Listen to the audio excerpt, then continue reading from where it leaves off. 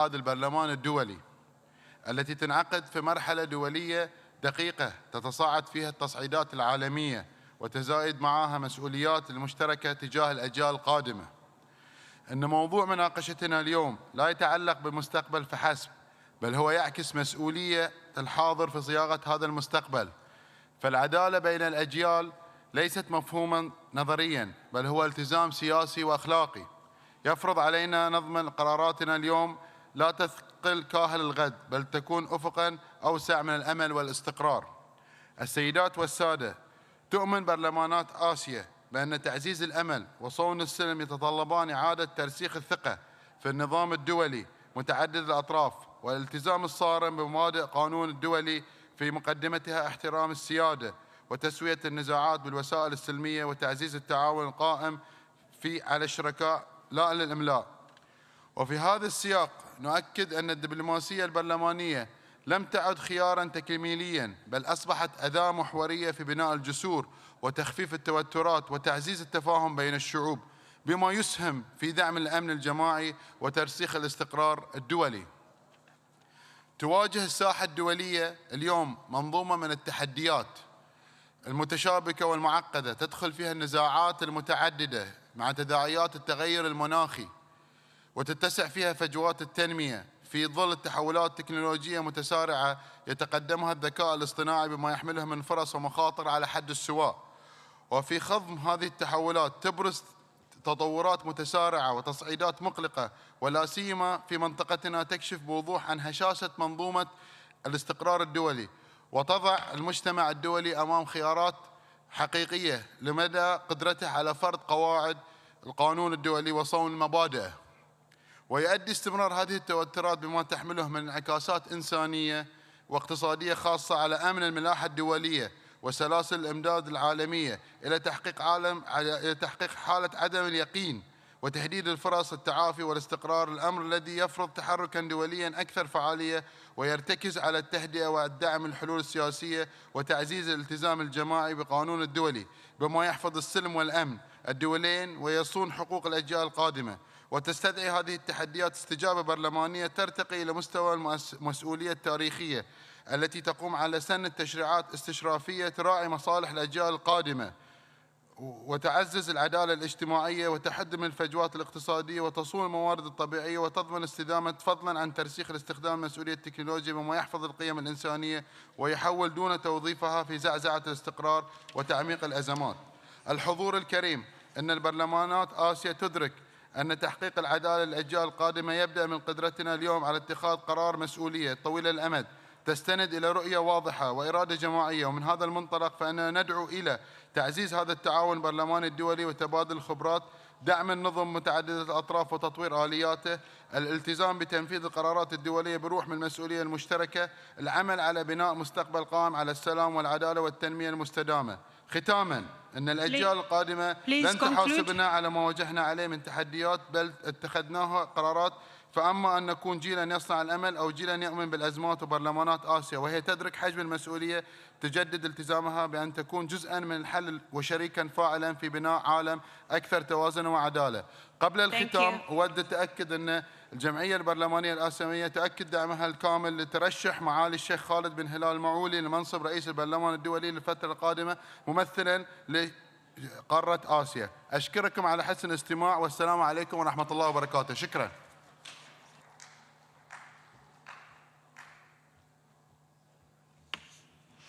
Colleagues, we will now hear from the Asian Interparliamentary Union, AIPA. Mr. Chem, you have the floor.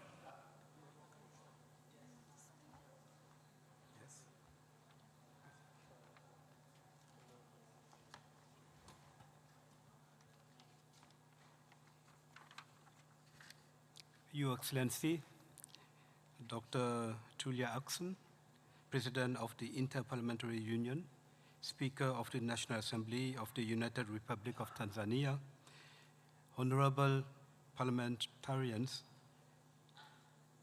distinguished delegates, ladies and gentlemen, allow me to convey my highest appreciation to the Parliament and Government of the Republic of Turkey for their gracious hospitality and excellent arrangements for the meeting, as well as to the Interparliamentary Union for its steadfast leadership in advancing parliamentary diplomacy and multilateral cooperation at a time when both are needed more than ever.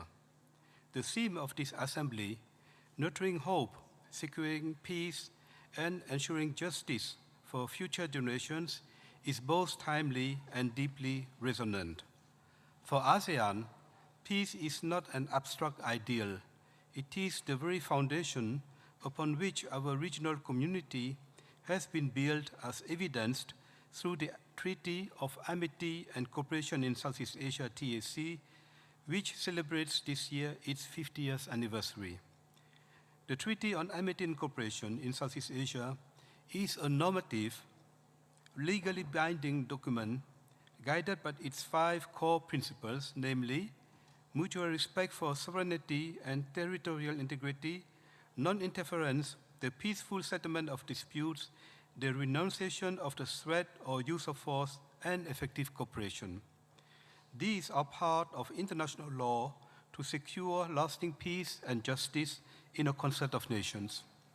Parliaments are indispensable to this endeavor through our legislative, oversight, budgetary, and representative functions.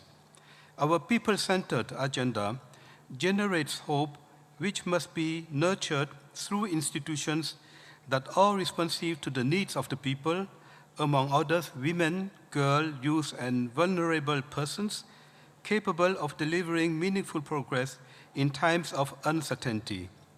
Long-term peace and durable security have to prevail through a culture of accountability to the people we represent, as well as our unwavering sense of duty for social justice. As we enter the digital age and the rapid spread of utilization of artificial intelligence, political ethics should govern our economies. Securing employment and revenues are crucially important for our young generations.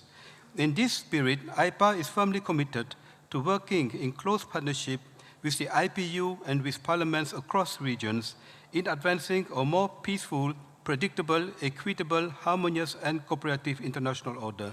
Thank you, Madam.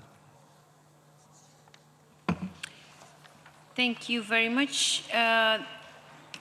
Mr. Chen from the Asian Interparliamentary Assembly. Now we will hear from the African Parliamentary Union, Mr. Gayap.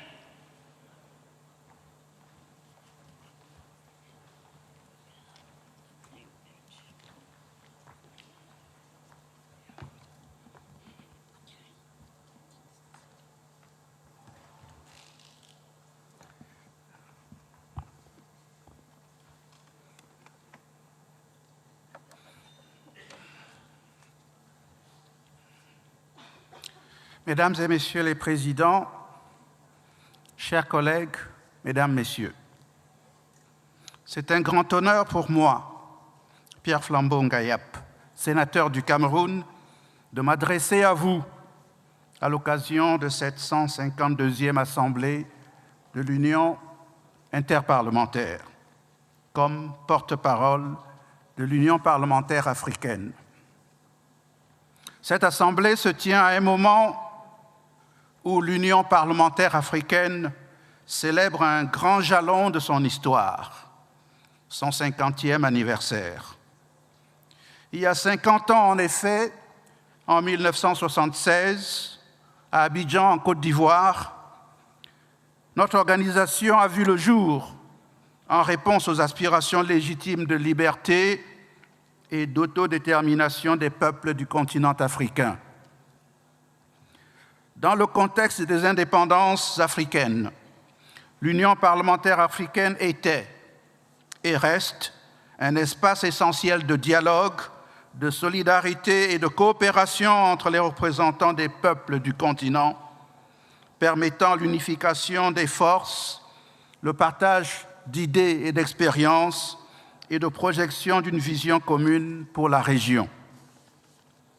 En matière de coopération parlementaire, l'Union parlementaire africaine a joué un rôle essentiel dans la consolidation des jeunes démocraties, en offrant une tribune de positionnement politico-diplomatique pour les États africains afin qu'ils soient entendus et respectés sur la scène internationale.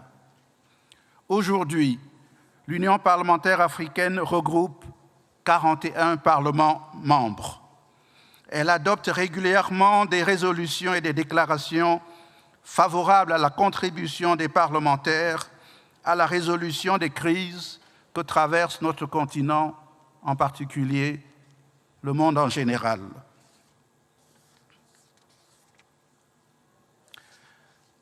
Mesdames, Messieurs les Présidents, chers collègues, l'espoir est un acte de résistance face aux incertitudes du monde présent. Bien plus, l'espoir donne la force pour relever les défis. Partout où la paix est menacée ou attaquée, nous devons la rétablir, nous devons la maintenir, nous devons la consolider par le dialogue, dans le respect des différences et des droits de chacun. Mais la paix ne peut se maintenir si la justice n'est pas garantie. Il n'y a pas de paix durable tant que persistent les inégalités. Il n'y a pas de paix durable tant que les droits des autres sont impunément violés. La justice est le fondement de la paix. Nous devons placer la paix et la justice au centre de nos choix. Nous sommes ensemble. Nous sommes obligés d'être ensemble. Je vous remercie. Thank you so much. Colleagues, we will now hear from the representative of WHO, Mr. Suryantoro. Yes, please, you have the floor.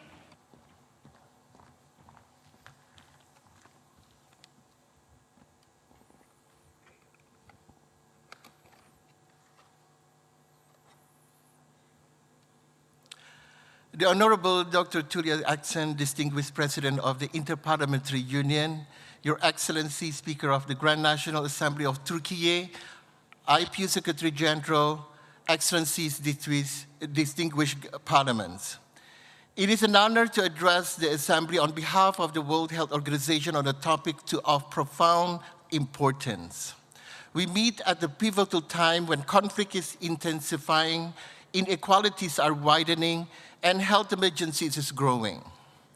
During these increasingly complex and profound challenges, and the theme of this general debate, nurturing hope, securing peace, and ensuring justice for future generations, speak directly to WHO mandates and work. The constitutions of WHO affirms that health is not only a human right, but it's also the health of all people is fundamental to the attainment of peace and security.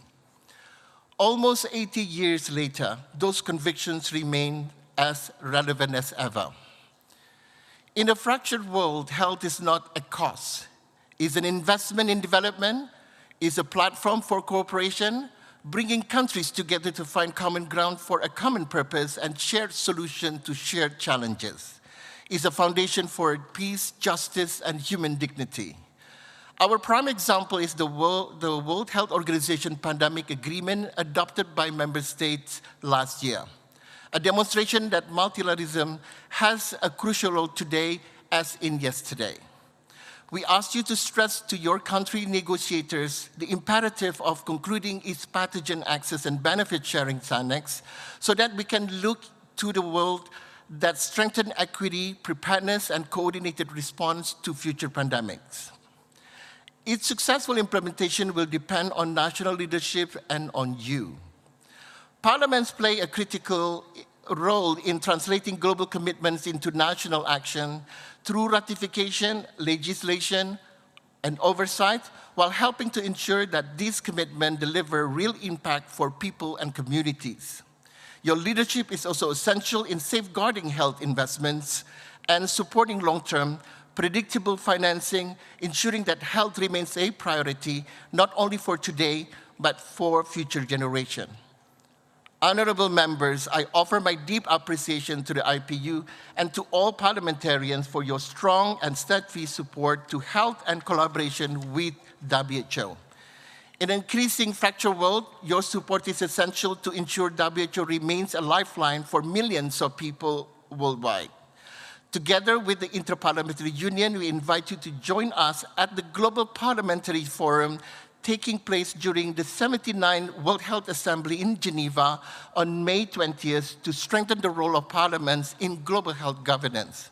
Thank you all for your leadership and commitment to multilateralism and to building a healthier, safer, fairer world for all. Thank you.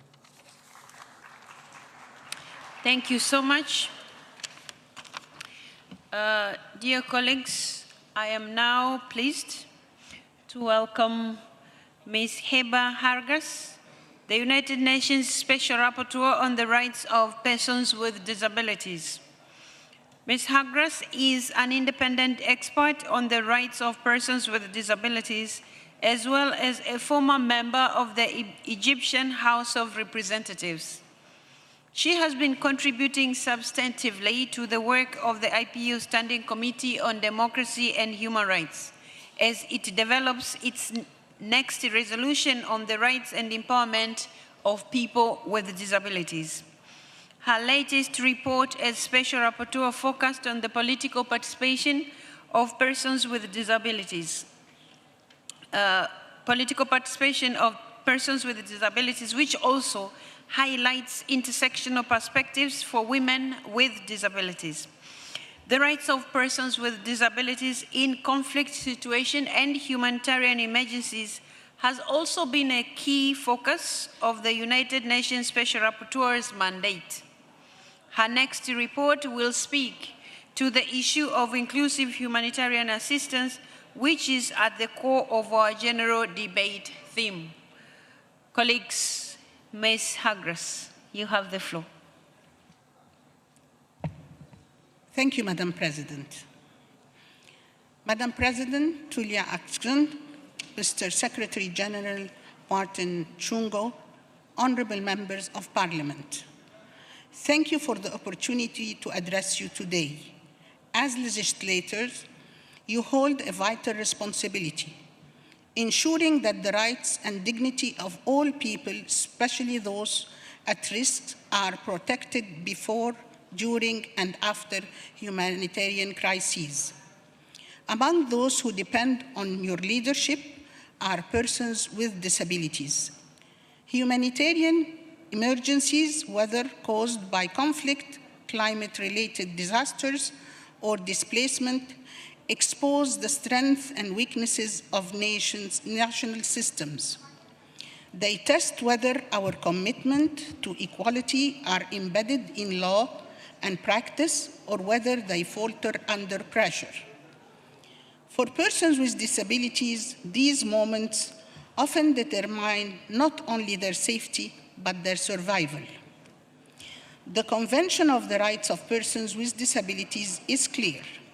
States must ensure the protection and safety of persons with disabilities in situations of risk.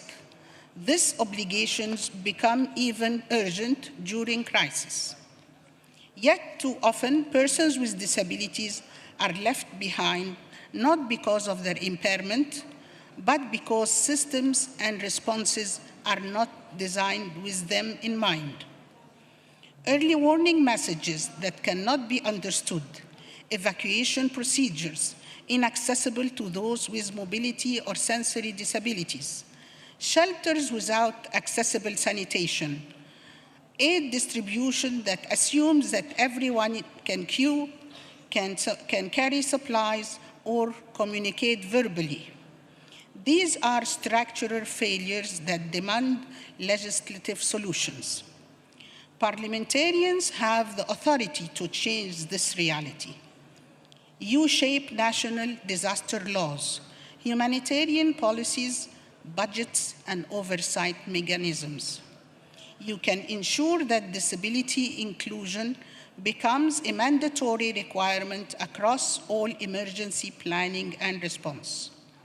This includes embedding accessibility standards into disaster legislation, require humanitarian actors to consult with organizations of persons with disabilities, mandating disaggregated data collection so that no group remains invisible, and allocating resources to turn commitment into action. Inclusion without funding is mere rhetoric.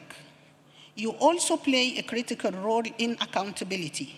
Parliamentary committees can examine whether emergency responses reach persons with disabilities, demand transparency from ministries and partners, and ensure that national budgets reflect the need of all citizens.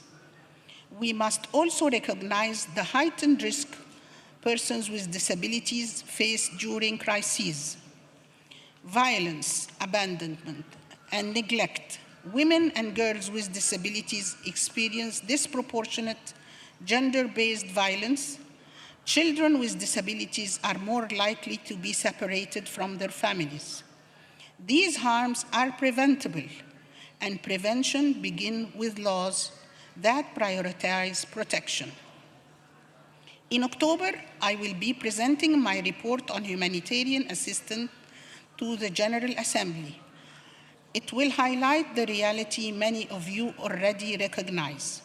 The global humanitarian system is undergoing a profound reset.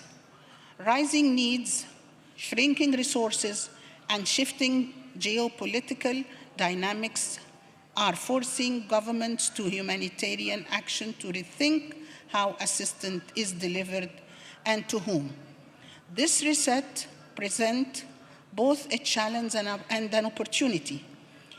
If equity and inclusions are not built into this transformative action, persons with disabilities will be again left behind. But if we insist that disability inclusion is a non-negotiable principle of humanitarian reform, you can help shape a system that is more resilient, just, and effective to all. Honorable members, disability-inclusive humanitarian action is not charity. It is a matter of rights, justice, and good governance. Your leadership can safeguard the dignity of millions. Thank you.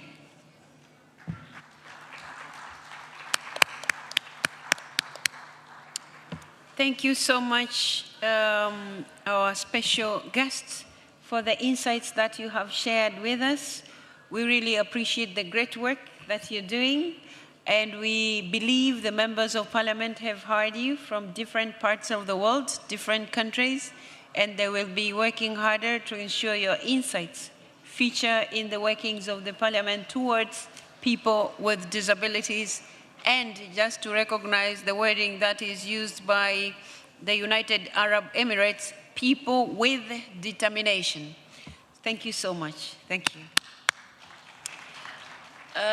Colleagues, that said, we will now go back to continue with the general debate for a few minutes. Then we will go to the special accountability section.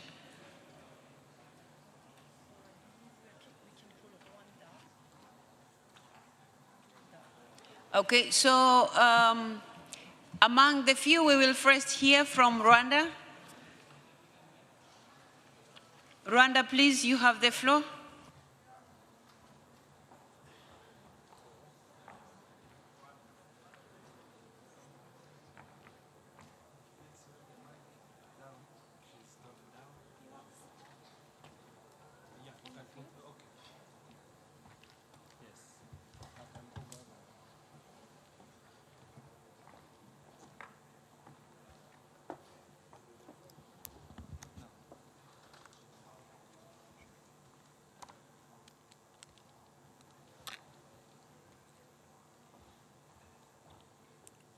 Your Excellency, Madam President of IPU, dear colleagues, good afternoon.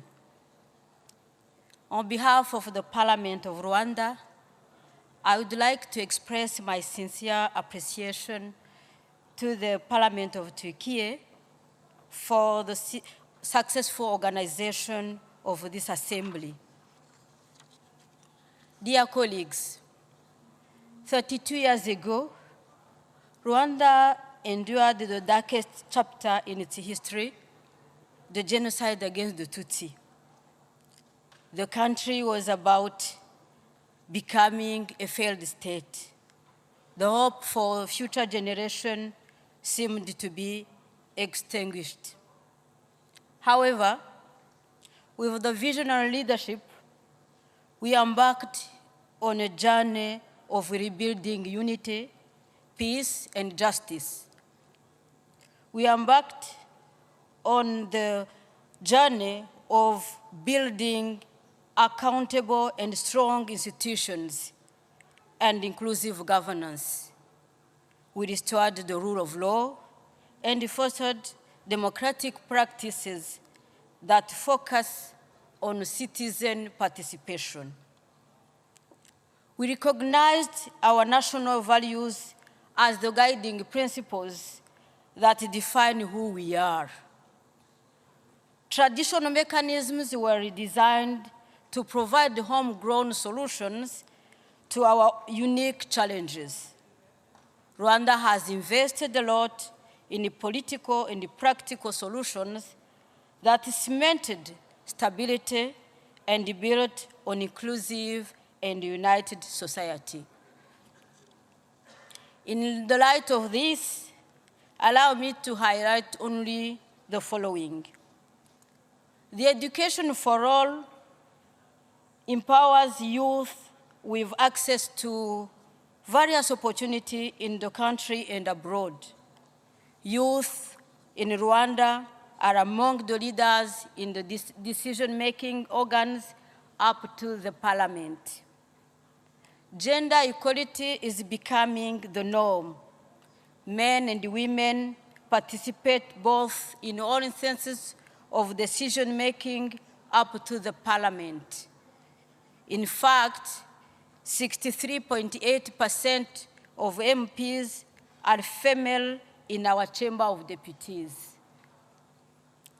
In this journey, the Parliament of Rwanda plays a critical role through its legislative function and oversight of government activities. Before I conclude, let's remind us as parliamentarians that we should ensure that government policies and programs are designed to advance peace, uphold justice, foster inclusiveness, and inspire hope for the current and future generation.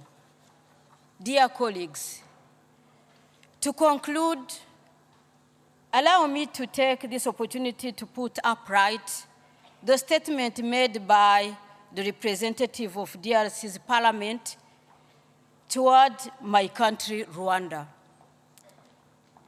One, I recall once again that there is an internal conflict between the government of DRC and the government and the movement called M23 AFC. And as a matter of fact, there are ongoing talks between Democratic Republic of Uganda government, of Congo government, and the M23 AFC, shifted from Qatar to Switzerland.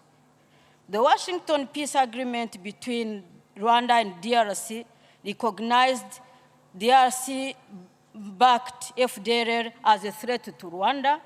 Therefore, DRC must dismantle FDLR, an armed group responsible for killing more than 1 million innocent people during the genocide against the Tutsi in Rwanda in 1994.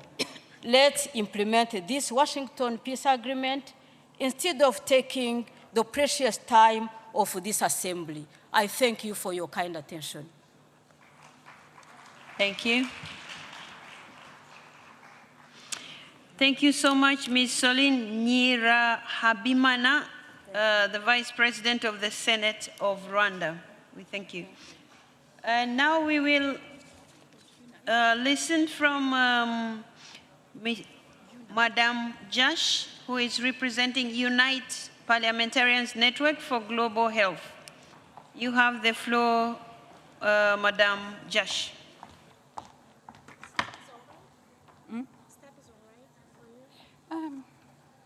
Yes, it's fine.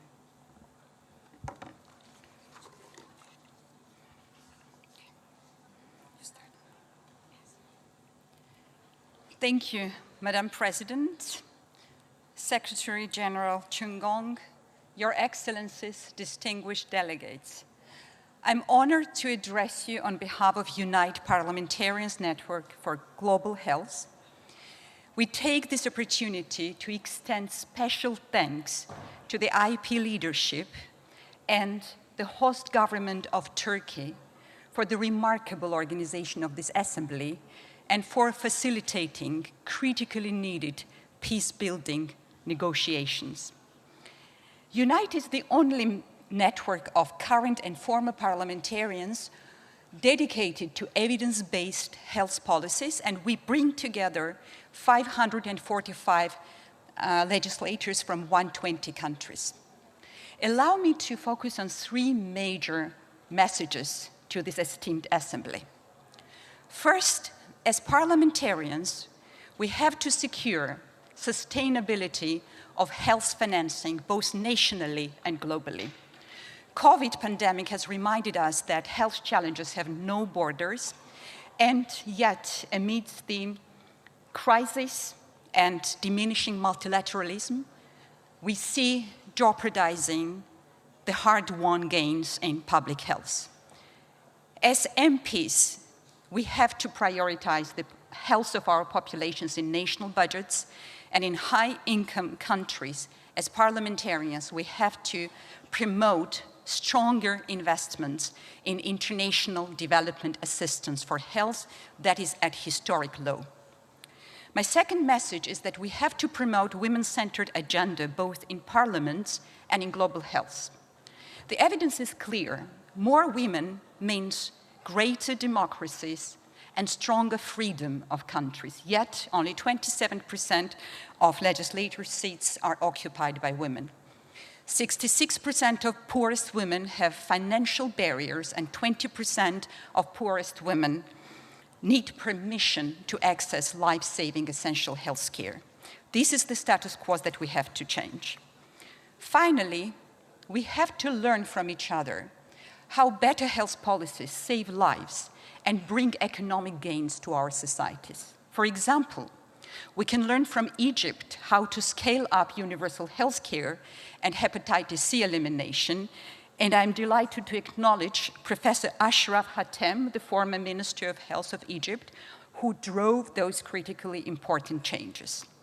We can learn from Australia, United Kingdom, Qatar or Ireland how to save lives from sepsis, and we can promote artificial intelligence in health regulations and support national assemblies in ratification of pandemic agreement. We may not be doctors or public health experts, but we have unique power to save lives, both in times of peace and especially in times of crisis. And let me use this opportunity to extend welcome to Unite. Please join the Unite Network and join us in Philippines on August 2 and 4 for the Unite Global Parliamentarians Network. Thank you for your attention.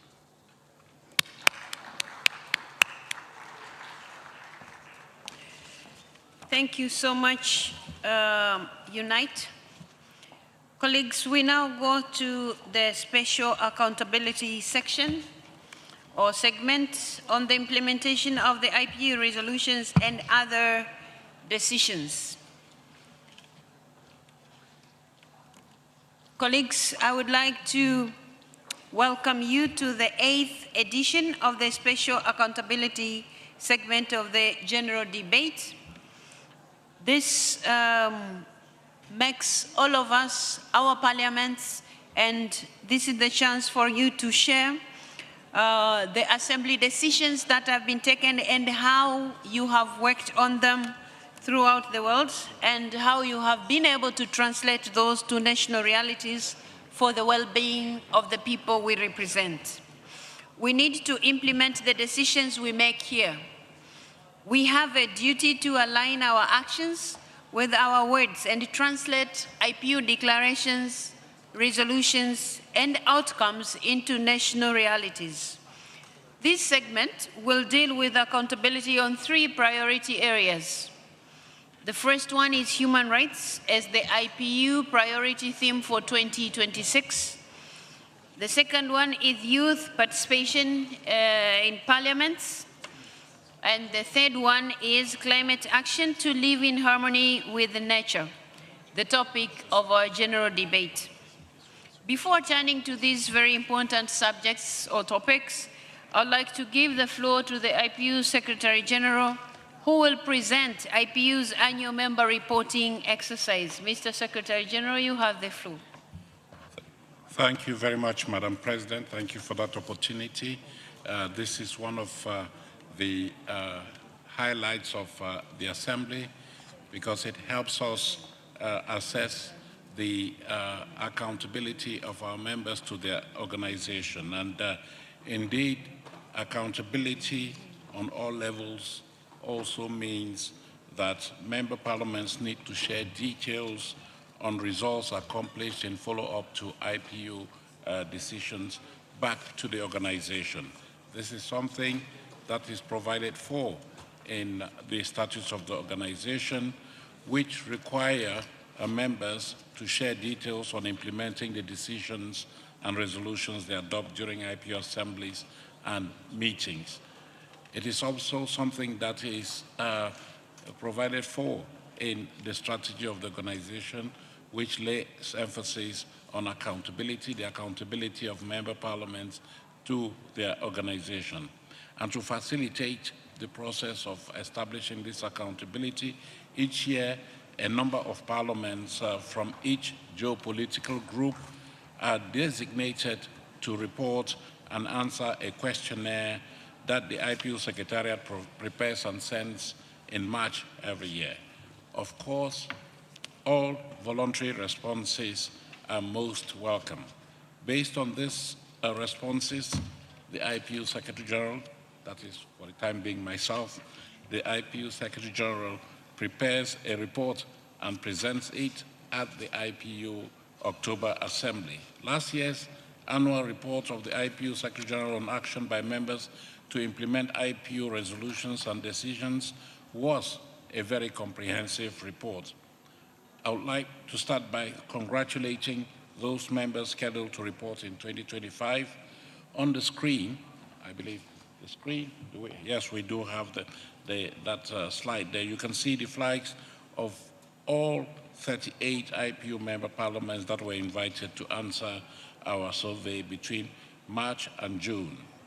I am happy to inform you that for the third time in a row, for the third year in a row, the level of participation in this exercise is high, with a 76% response rate. By geopolitical groups, you'll see that one had 100% response rate, and the other 5 groups were in the range of 60 to 90%. But just to give you a taste of what our members are sharing with us, we have selected some good examples of actions taken by members as shown on the screen.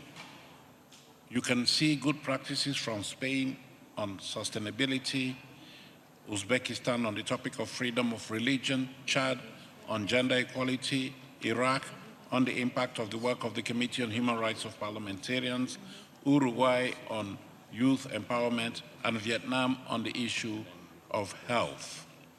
This year, the member parliaments whose flags are displayed now are scheduled to report by virtue of the rotational cycle established by the Governing Council years back. These members have already been invited to report and share their good practices with us through our annual survey on the implementation of IPU outcomes, which was shared with them a couple of weeks ago. If you have not received our survey, you can download it by scanning this QR code. The QR code is there. The survey is also available online. We hope that all of these members will engage in this exercise and would really encourage responses with concrete examples of follow-up to IPU actions. Of course, as I said earlier, voluntary contributions are most welcome. Madam President, the floor is yours. Thank you. Thank you so much, Mr. Secretary General. Colleagues, we first would turn to how parliaments are implementing our 2010 resolution on youth participation in the democratic process. One of the key tools we have to monitor progress is our report on youth participation in national parliaments, which we launched last week. To shed more light on this and to introduce the report's findings, I am pleased to give the floor again to the Secretary General, who will be followed by the report's author, Professor Devin Josh, and the President of the Bureau of, you want her to go first? Oh, okay. And the President of the Bureau of Young Parliamentarians. So in that order, we will begin with you, Martin. Thank you once again, Madam President. Thank you. Ladies and gentlemen, let me go back to, I'll rewind the clock to 15 years ago. And then that was when we started something that was to change this organization. It is the origin of the youth movement in the IPU. At that time, young people in many countries were expressing frustration that their voices were missing from politics. We all shared a sense of urgency that youth were too often being excluded and that this needed to change. You shared a vision, I say you, your predecessors at the time, you shared a vision of a future where youth are heard loud and clear for decision making. You can see some of those voices on the screens before you today. In response, in 2010, you adopted a resolution on youth in the democratic process. I remember those moments very clearly because, yes, at the time I was not yet Secretary General.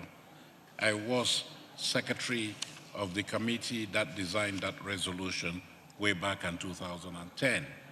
And that was in Bangkok, Thailand.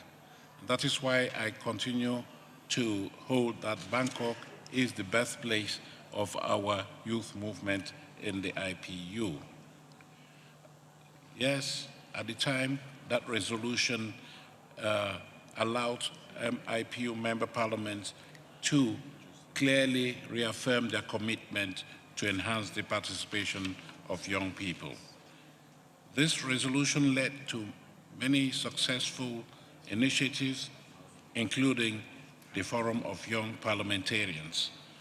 I sit here in the company of a distinguished young parliamentarian who is a manifestation of how far we have come. In those days, you would not see any young people on this podium.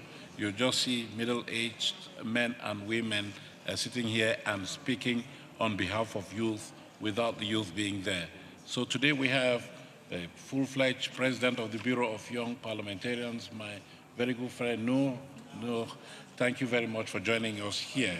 We are very pleased that you're here and you're helping your colleagues to work with us to try to make that forum one that allows the IPU to be the global authority on youth empowerment in Parliament.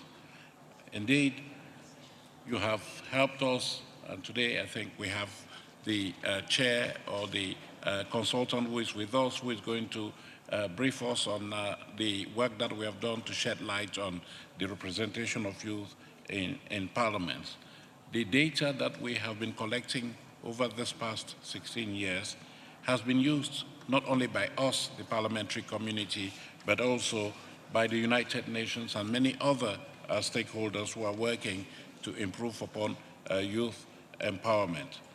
And it has been used and has led to the creation of an accountability, a key accountability instrument to help parliaments measure progress in implementing the commitments made in the 2010 resolution. All of this data is then compiled in our reports, and you'll hear about the most recent reports in a moment, and those reports deal with youth participation in Parliament. And today, I am told that we're going to launch the 6th edition of that report, if I'm not mistaken. So, where are we now? Let me give you a sneak preview before our colleague comes in. After years of gradual growth in the numbers of MPs aged 30 and 40 and under, I regret to say that in the last couple of years, progress has stalled. Only 2.8% of MPs are under 30 years of age or under. This is the same proportion as we saw back in 2023. Only 19% of members of parliament are 40 and under. Only a 0.2 percentage point increase since 2023. These figures should be of concern to all of us. To better understand what is driving these trends, this report went directly to the source, the voices of young MPs themselves. Professor Devin Josh helped us to lead this research, as you have just said, Madam President, and we'll be hearing from him in a moment. Thank you very much, Madam President. Professor Josh, please. Yes, thank you. And can we just see if you are a member of parliament who are in between the ages of 18 and 40, can you please stand up? Members of parliament between the ages of 18 and 40. It's wonderful that you're here with us. Okay, you may sit down. Thank you for standing up. As our Secretary General has just informed us, the numbers of youth in Parliament have stagnated in the last 2 years. We have a situation where almost 2/3 of the world's population is under the age of 40, but only 19% of MPs in national parliaments are age 40 or younger. And for age 30 and younger, that makes up about half of the world's population. But less than 3% of our MPs in national parliaments are under the age of 30. So we have a lot of work to do so that we can bring in the majority of the world's population to be directly representatives in our national parliaments. Now, the good news is that over 60 of you, young members of parliament, came and joined us for interviews and told us your views on what is working and what can be done to increase youth participation in national parliaments. And there are 7 things that you mentioned. The first is to lower the age of eligibility to be an MP to 18 years old or to an age lower than what it is now. In some countries, the age of eligibility is even 17 years old. If you align the age of eligibility with the age of voting, then it makes it easier for everyone to remember, and more young people have a space to enter into Parliament. Secondly, our report this year found that in the 14 chambers which practice term limits, limiting MPs to no more than 1, 2, 3, or 4 consecutive terms before having to sit out for a session, the percentage of young members of parliament is significantly higher, almost double the global average for 30 and under, and about 50% higher for those 40 and under. Thirdly, youth quotas for candidates who are under age 40. There are 16 chambers that have youth quotas currently, and in places like Gabon, and is Gabon here? 20% of the candidates must be age 40 or younger. In Algeria, is Algeria here? In Algeria, 50% of the candidates must be age 40 or younger. Okay, the fourth one is to increase the participation of youth in the membership and in the leadership of political parties. 5, to eliminate violence, discrimination, harassment, and attacks against young members of parliament and young candidates, and especially young women members of parliament and young women candidates. The sixth one was to switch to multi-member district proportional representation elections. If there are multiple people elected in a district, it gives parties a chance to diversify the ages of the candidates to include both older and younger candidates. And then lastly, to adopt laws that make it easy or easier to form new political parties and to allow independent candidates to contest elections and enter parliament. We found that newer political parties, those formed in the last 5 to 10 years, had a much higher share of young candidates and young MPs in their parliamentary delegations. So the final point I'm going to make to you is that you can continue to contribute to our efforts to improve accountability and youth representation. And we have interviewed young MPs from 53 countries so far. That means we still have over 100 countries that we still need to talk to. So please do come talk to me after the session or talk to Noor, our president, and we will bring you on board for an interview and learn more about what's helping to improve youth participation in your parliament. Also, what are some of the obstacles? Thank you very much.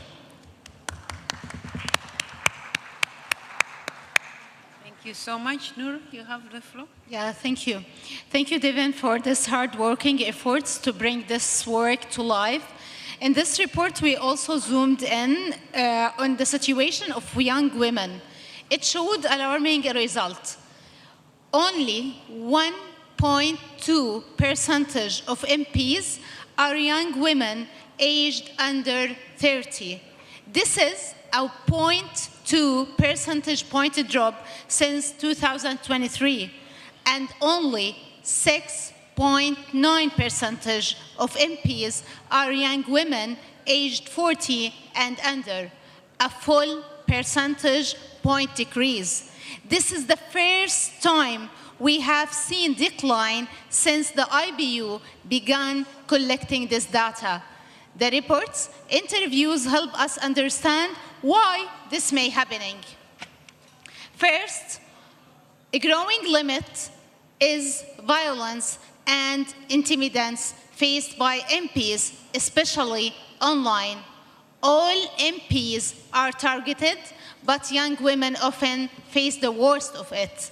Another thing is harmful social norms.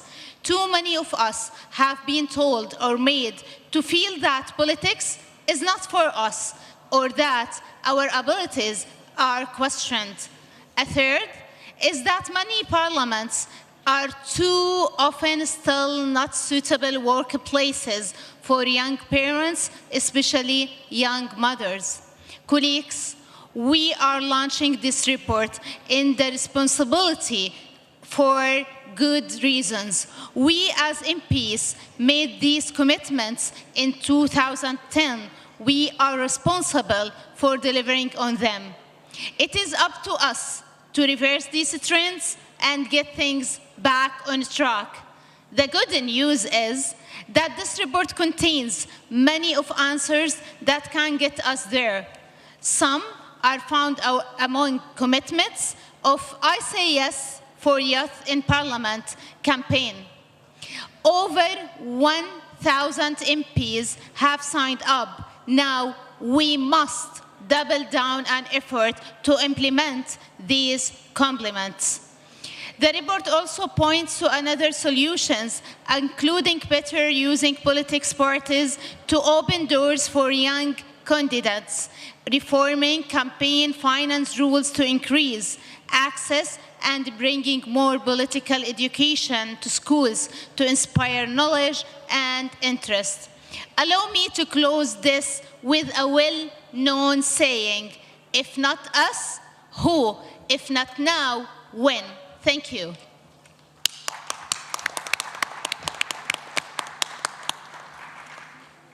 Thank you so much, Noor, the President of the Bureau of Young Parliamentarians. Colleagues, as part of this accountability segment, I'm now pleased to give the floor from your seats to 3 delegations who will be addressing us for 2 minutes each. And they will be telling us about their own experiences on why this backslide may be happening and how best to address it. So I would request that we all pay attention to each other so that these experiences can be emulated in our respective countries. So first we will begin with Uruguay, followed by Namibia. Uruguay, you have the floor for 2 minutes. Thank you, Madam President. It's an honor for us to be addressing this assembly. English is not our native language, but I think it will provide us better understanding and less translation, so we'll do our best. As John F. Kennedy used to say, change is the law of life, and those who look only to the past or present are certain to miss the future. I speak today as a member of Uruguay's parliament, a country proud of its democratic tradition, institutional strength, and commitment to rights and freedom. But even strong democracies must confront their own contradictions. In Uruguay, the proportion of young parliamentarians has declined in recent years, and the trend reflects something deeper, a political culture that too often overvalues gray hair and undervalues new energy. Experience matters, of course it does, but when experience becomes a gate instead of a guide, democracy begins to age faster than its people. It's not only as an observer, but from personal experience that I say this. I was presidential candidate in my country at the age of 40. I won my party's primaries. I earned the support of a lot of people, and I was later elected for the Senate. And yet, along the way, I repeatedly encountered the same unspoken barrier. It's not your time yet. So, not because of ideas, not because of merit, but because of age. This is one of the central challenges we face. First, institutional inertia. Seniority is always or often confused with legitimacy.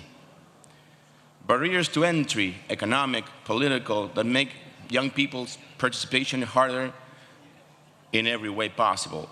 And as a third, a cultural bias that confuses leadership with the years you've lived. So rather than the value you created along your way. But there's also a reason for optimism here.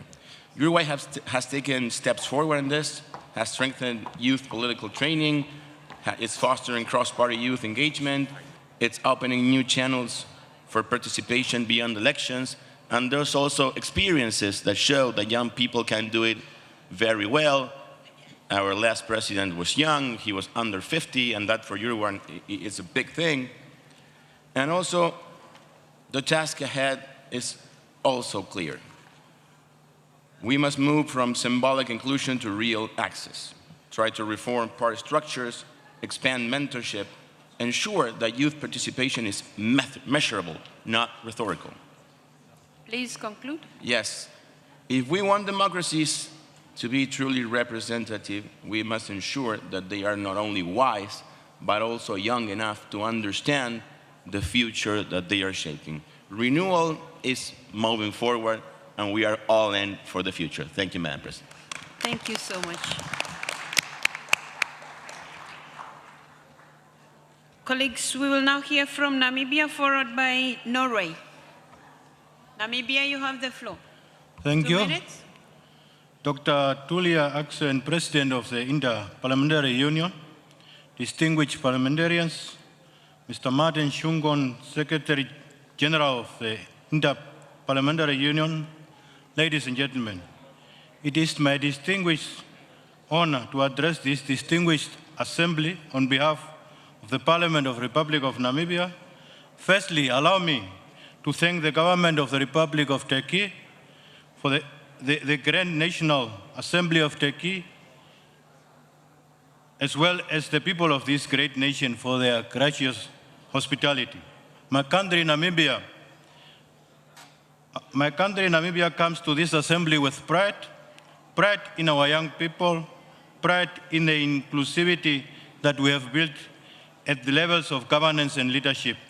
I stand here not only to highlight our achievement, but to affirm our political choice, that Namibia chose to open space for young people in decision-making, and we have protected that choice.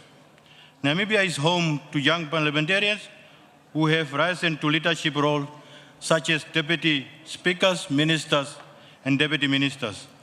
Among them here today is the leader of the Namibian delegation to this distinguished gathering, our vice chairperson and deputy speaker in other jurisdictions, and former member of the Bureau of Young Parliamentarians, Honorable Emma Muteka, who is celebrating her 36th birthday today. Happy birthday, Vice President.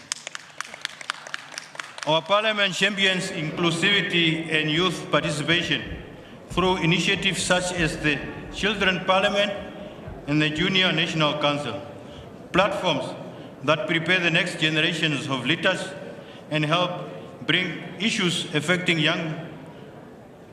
youth to national level. Our engagement with IPU Young Parliamentarians program has further strengthened the skills of those already serving at these levels. Most recently, in March, our Parliament, in collaboration with IPUs, held a training on leadership, mentorship, and communication for young parliamentarians. Please conclude. Which focused on enhancing the skills of young MPs to improve policies and youth representation. We trust that this training will bridge the gap in parliamentary decision-making. Despite this achievement, challenges remain. Our parliamentarians continue to call for reform regarding support, mentorship, institutional resources to sustain their contribution, while young parliamentarians in rural areas bring efforts to their issues to national agenda. With this propose the enrichment of young parliamentarian caucus and call for better collaboration and cooperation between the young caucus of IPU. Thank you so much. Thank you. Thank you. Norway, 2 minutes. Thank you, Madam President. Thank you for giving me the floor. And I would like to start by echoing the previous speakers by stressing the fact that to be truly representative as democracies, diverse voices have to be included in decision-making. To make sure that young people get to represent, not just to be represented, there has to be a culture of youth participation. There are, of course, different ways to ensure such participation. One way is to make legislative changes that set standards or requirements such as quotas. But as we know quite well, amending legislation can be a lengthy process. But luckily, there are steps to be taken that don't require us to wait for change to happen. It can be started right away. I've been asked to talk about why Norway is able to consistently have a high proportion of young parliamentarians. This, I would argue, is very much due to our strong culture of youth politics. Several of today's top politicians have a background in the bodies of youth parties. I use youth politics as a collective term for political activity among young people, both organized and unorganized, and in Norway from about the ages of 13 up until 25, but never higher than 30. All political parties in Norway have a youth party. It is important to stress that they are not youth wings, but fully independent organizations only affiliated with the parent parties. Although the youth parties function as a recruitment and training arena for parent parties, they are completely independent and autonomous in the sense that they dictate their own statutes, make their own policy priorities, and the parent parties have no influence over any priority, including who is to be elected for positions. They also receive independent funding.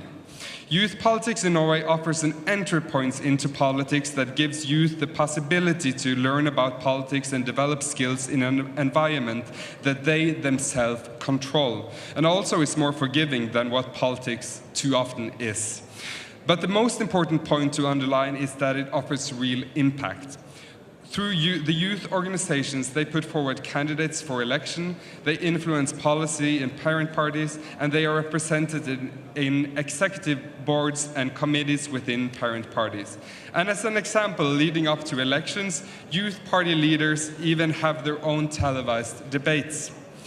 I myself was elected in Parliament in 2017 as a 26-year-old, as an official youth candidate. Having the backing of the Youth Party parachuted me into national politics, and in the middle of a field of better-known candidates, I was able to succeed. Please conclude. In no way unique. At our election this fall, the youngest elected MP is 19 years old. There are many other aspects I would like to mention here today, and I would welcome anyone to talk to me that are interested in learning about our culture, but I truly believe to foster a great culture for youth politics is what we need to have more young representatives. Thank you. Thank you so much.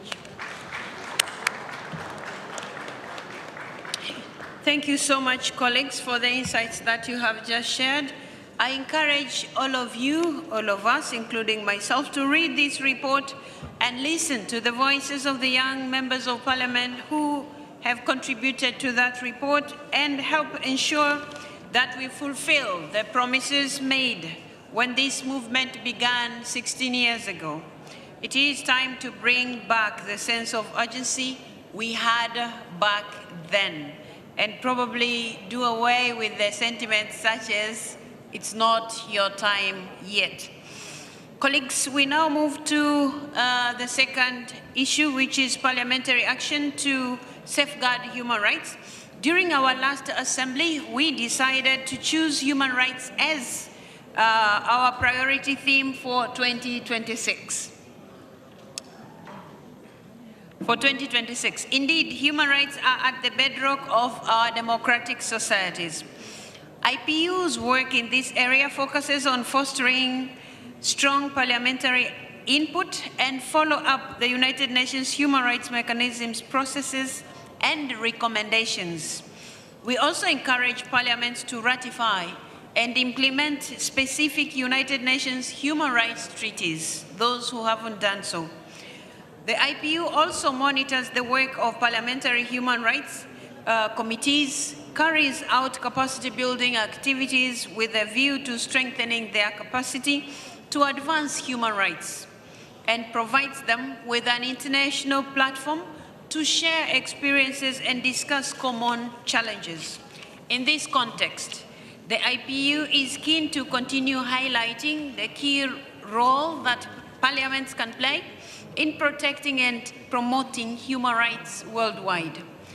Reflecting the 2026 IPU priority theme, I am pleased to give the floor to selected members that will report on parliamentary measures undertaken to strengthen the promotion and protection of human rights, including those in our resolutions, as well as best practices regarding the engagement with the United Nations human rights mechanisms and follow-up to recommendations, especially the Universal Periodic Review of the Human Rights Council and the United Nations Human Rights Treaty bodies.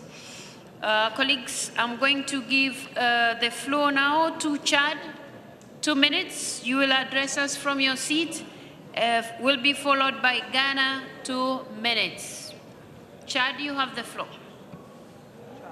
Merci, Madame la Présidente. Madame la Présidente, le Tchad réaffirme son attachement aux valeurs universelles des droits de l'homme consacrées à la Déclaration universelle du 10 décembre 1948, transposée dans son corpus juridique national. Madame la Présidente, Depuis son affiliation à l'IIP, le Tchad, en 2008, les efforts du Parlement du Tchad en matière de promotion et de protection des droits de l'homme s'inscrivent dans ses fonctions législatives de contrôle et de représentation sur le plan institutionnel. Le Parlement tchadien a créé des organes internes dédiés aux droits humains, notamment à la Commission politique générale, institutions, lois fondamentales et libertés, qui traite directement des questions liées aux droits de l'homme et aux libertés fondamentales. Dans sa fonction législative, le Parlement du Tchad a adopté les lois encadrant les libertés politiques, les droits fondamentaux et voté des textes relatifs aux élections, à la justice et aux droits civiques. Toutes les déclarations et les résolutions adoptées en matière de droits de l'homme par l'IIP ont été communiquées à tous les membres de notre Parlement. L'objectif est de signifier aux parlementaires l'impérieuse nécessité de défendre et promouvoir le respect du droit international humanitaire et de soutenir l'action humanitaire et des droits de l'homme. Le Parlement du Tchad a organisé au cours de l'année 2025 un atelier portant sur le thème « La promotion et protection des droits de l'homme, le rôle du Parlement du Tchad ». Le Parlement du Tchad travaille avec la Commission nationale des droits de l'homme, CNDH, institution indépendante chargée de promouvoir et protéger les droits humains devenus organe institutionnel dans la Constitution. À ce titre, au cours de l'examen périodique universel et pays du Tchad par le Conseil des droits de l'homme de l'ONU à Genève, dont le quatrième cycle en cours a été évalué en 2025, dont plus de 234 recommandations ont été acceptées.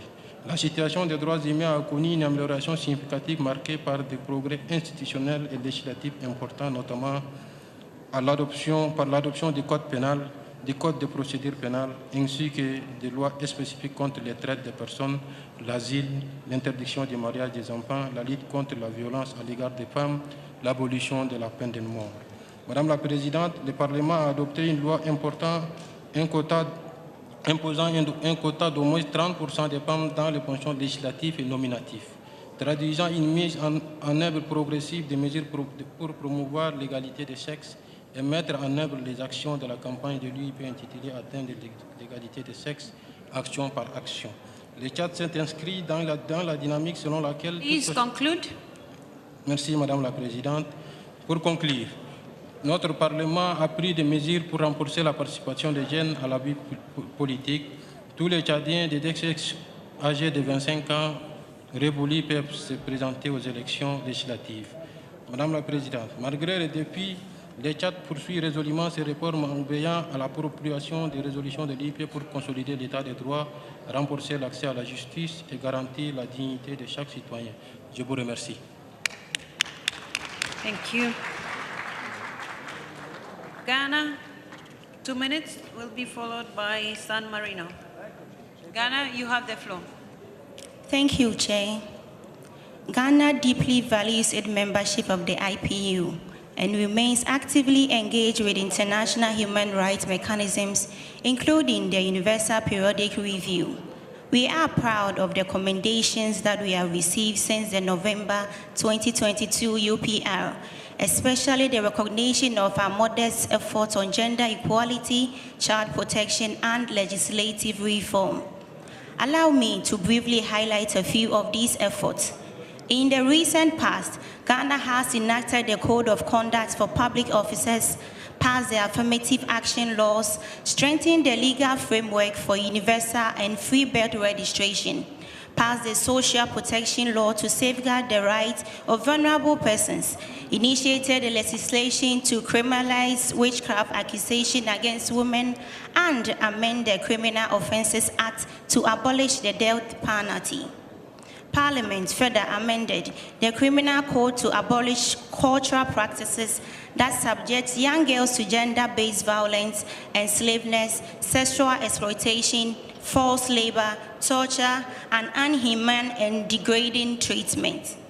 The amendment further prohibited the customary practice of child, early and forced marriage or betrothal. Ghana's Parliament also created a new Committee on Human Rights, the first of its kind in Ghana's history, while a new human rights unit has been established within the parliamentary service. stakeholders consultation has been institutionalized to enhance coordination with human rights NGOs and state agencies. And with support from IPU and various partner organizations, we hosted our first Human and Children Rights Conference in June last year. In conclusion, I wish to express Ghana's sincere appreciation to the IPU for its continuous partnership and support. And I thank you for your attention. Thank you so much. San Marino, 2 minutes. Madame la Présidente, collègues, je suis honorée de prendre la parole au nom du groupe de Saint-Marin. J'ai saisi cette occasion pour partager avec vous un bout d'ensemble de la trajectoire suivie par Saint-Marin en matière de respect des droits humains. Ces dernières années, les protections des droits humains ont acquis une centralité encore plus forte car ces objectifs ne s'alignent pas seulement sur les standards internationaux, mais constituent également un pilier fondamental sur lequel reposent les relations avec l'Union européenne. Depuis 2019, même à la suite des recommandations qui nous ont été adressées, la République de Saint-Marin est intervenue de manière significative dans les domaines de la protection des droits humains en ratifiant un grand nombre d'instruments internationaux, mais aussi en adoptant des mesures législatives appropriées en mettant en œuvre de bonnes pratiques. Parmi les plus importants, on peut citer la loi réglementant les unions civiles, réglementation de l'interruption volontaire de grossesse, l'instance d'Arengo approuvée le 18 mars 2024 pour l'institution d'un garant national des droits humains, loi sur le droit à l'oubli oncologique, la modification du code pénal concernant l'introduction du délit de harcèlement sexuel. La République de Saint-Marin a ratifié en 2003 la Convention sur l'élimination de toutes les formes de discrimination à l'égard des femmes et a adhéré à son protocole facultatif en 2005. En 2024, Saint-Marin a soumis ses réponses écrites au questionnaire concernant les mesures adoptées par sa mise en œuvre. Tous les ministères compétents ont été impliqués dans la préparation de ces rapports ainsi que les associations présentes sur le territoire, invitées à contribuer aux initiatives à mettre en place. En juin 2025, ce rapport a été examiné devant la commission CEDAW. À l'issue de cet examen, la commission a formulé des recommandations visant à renforcer davantage la mise en œuvre de la Convention dans le contexte national. Les observations finales et recommandations formulées par la Commission ont été portées à connaissance du Parlement, de l'administration et du système judiciaire, afin de promouvoir une pleine prise de conscience et d'aboutir aux modifications nécessaires dans notre ordre juridique. La voie empruntée est donc certainement la bonne, mais elle nécessite d'une attention constante et d'ajustement continu, car les formes de discrimination à l'égard des femmes ne sont pas seulement jamais éteintes, mais présentent de nouvelles manifestations et donc de nouveaux dangers. De plus, la représentation féminine aux autres niveaux des institutions reste encore très limitée, ce qui n'aide pas. Merci.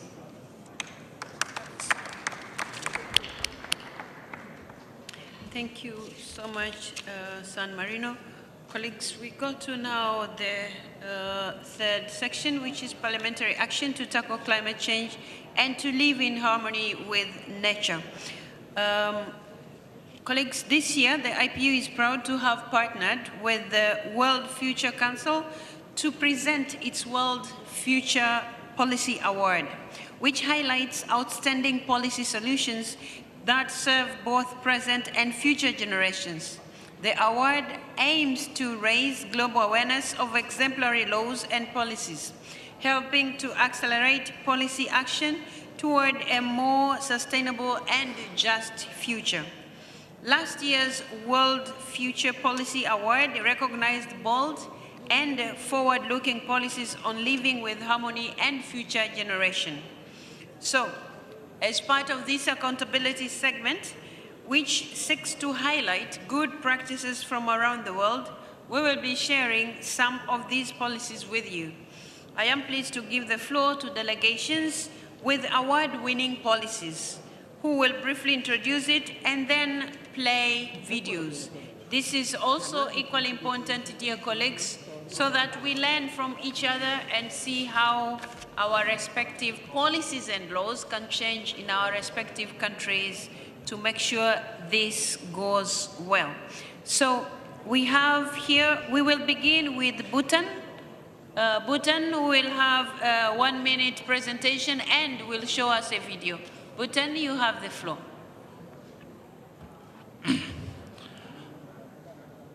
Thank you, Honorable Madam Chair. Distinguished delegates, ladies and gentlemen. I bring warm greetings from His Majesty the King and the Parliament of Bhutan. It is my privilege to present Bhutan's Biodiversity Act 2022, recently recognized with the World Future Policy Award 2025.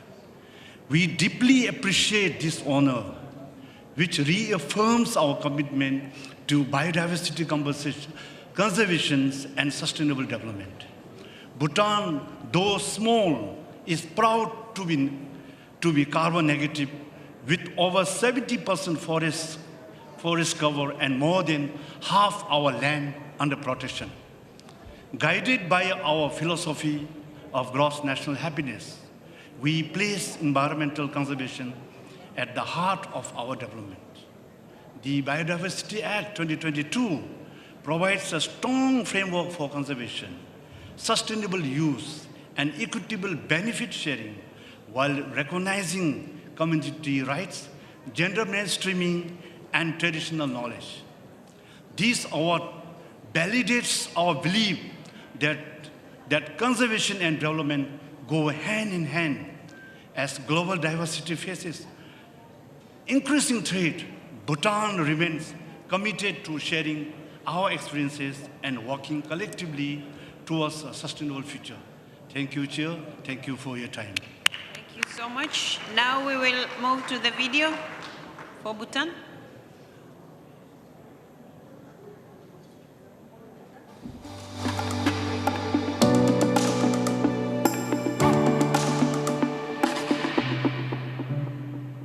In the heart of the Himalayas, Bhutan has taken a bold step to protect life itself. The Bhutan Biodiversity Act responds to land conversion, overharvesting, and biopiracy in one of the world's most biologically diverse countries. Deeply rooted in Bhutan's Buddhist worldview, the Act formalizes centuries of respect for all life and embraces spiritual principles such as compassion, karma, and interdependence. Bhutan development is guided by the philosophy of gross national happiness, which measures progress not only in terms of material wealth, but by balancing economic growth with environmental conservation. We value people, nature, and spiritual well-being equally with the economy. The Act conserves Bhutan's biological and genetic resources.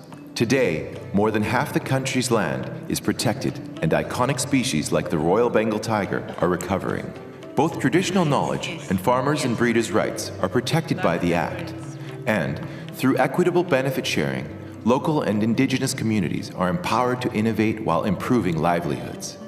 Bhutan's Biodiversity Act, as a legally grounded and culturally rooted model, supports living in harmony with nature and is well suited for replication in other biodiversity-rich countries.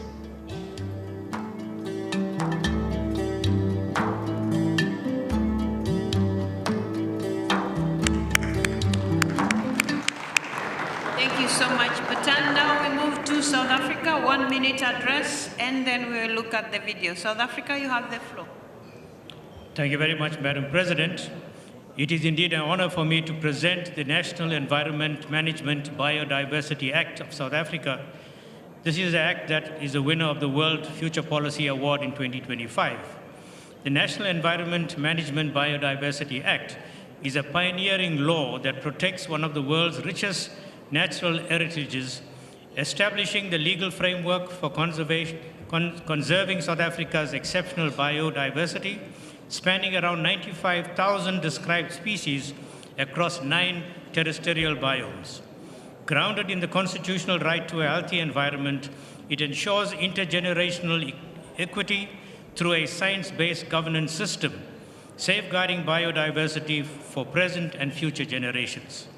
The Act introduces key institutional and regulatory mechanisms alongside tools such as national frameworks, bioregional planning, and biodiversity management plans. Significantly, this Act aligns national action with international commitments, including the conservation on biological diversity and the Convention on International Trade and Endangered Species of the Wild Flora and Fauna. This rights-based model of biodiversity governance offers global inspiration, and we encourage the International Parliamentary Committee to take note and develop and oversee the implementation of similar forward-looking legislation. I thank you, Madam President. Thank you so much. Our video.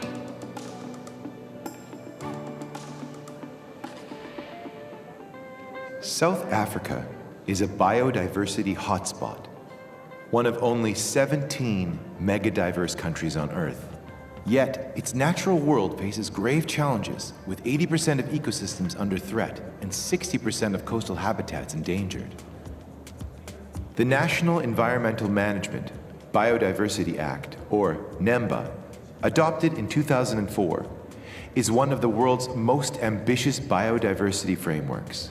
South Africans have a constitutional right to an ecological, healthy environment, which means everyone, including myself, has the right to a clean, safe, and healthy ecosystem. NEMBA protects ecosystems, species, and genetic diversity while promoting equitable benefit sharing for communities.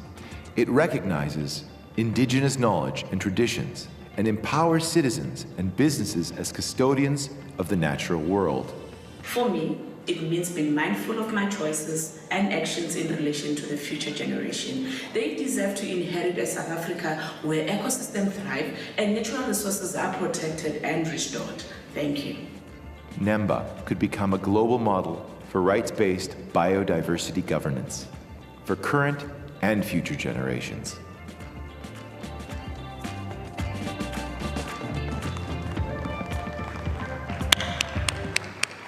Thank you so much, South Africa. Now we move to Spain. 1 minute address and a video. Spain, you have the floor.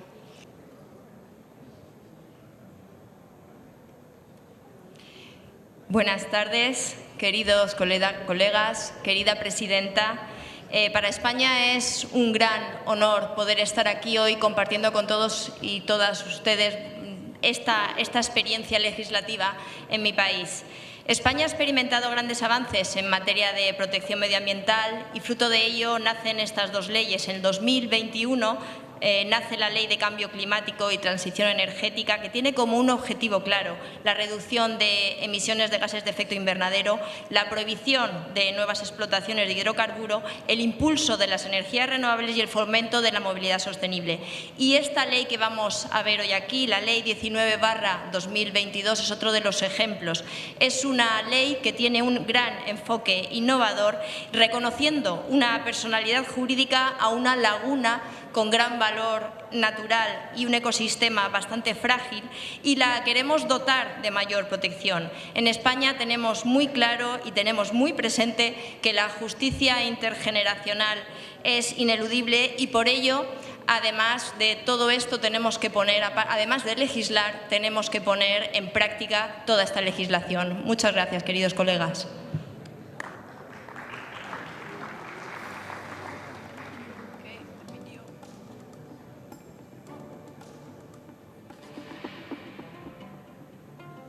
One of Europe's largest coastal lagoons, the Mar Menor, has suffered decades of pollution and mismanagement from agriculture, mining, and mass tourism. Its ecosystem collapsed, with algal blooms suffocating millions of fish. But citizens took action. Guided by legal scholar Teresa Vicente, they launched a people-led initiative gathering over 640,000 signatures to demand protection for the lagoon. In 2022, their fight made history. Spain became the first country in Europe to grant an ecosystem legal personhood. The Mar Menor and its basin now has enforceable rights to exist, to be restored, and to be defended in court. Se necesita una justicia más amplia que la justicia social, que reconozca la interacción del ser humano con la naturaleza y el valor de esta para ser portadora de derechos. Now grounded in the Spanish Constitution, Law 19/2022 shows that Western legal systems can accommodate non-human rights without fundamental disruption, offering an inspiring model with real potential for replication. And all this began with one woman's courage to give nature a voice, showing us how vision and determination can spark a paradigm shift for generations to come.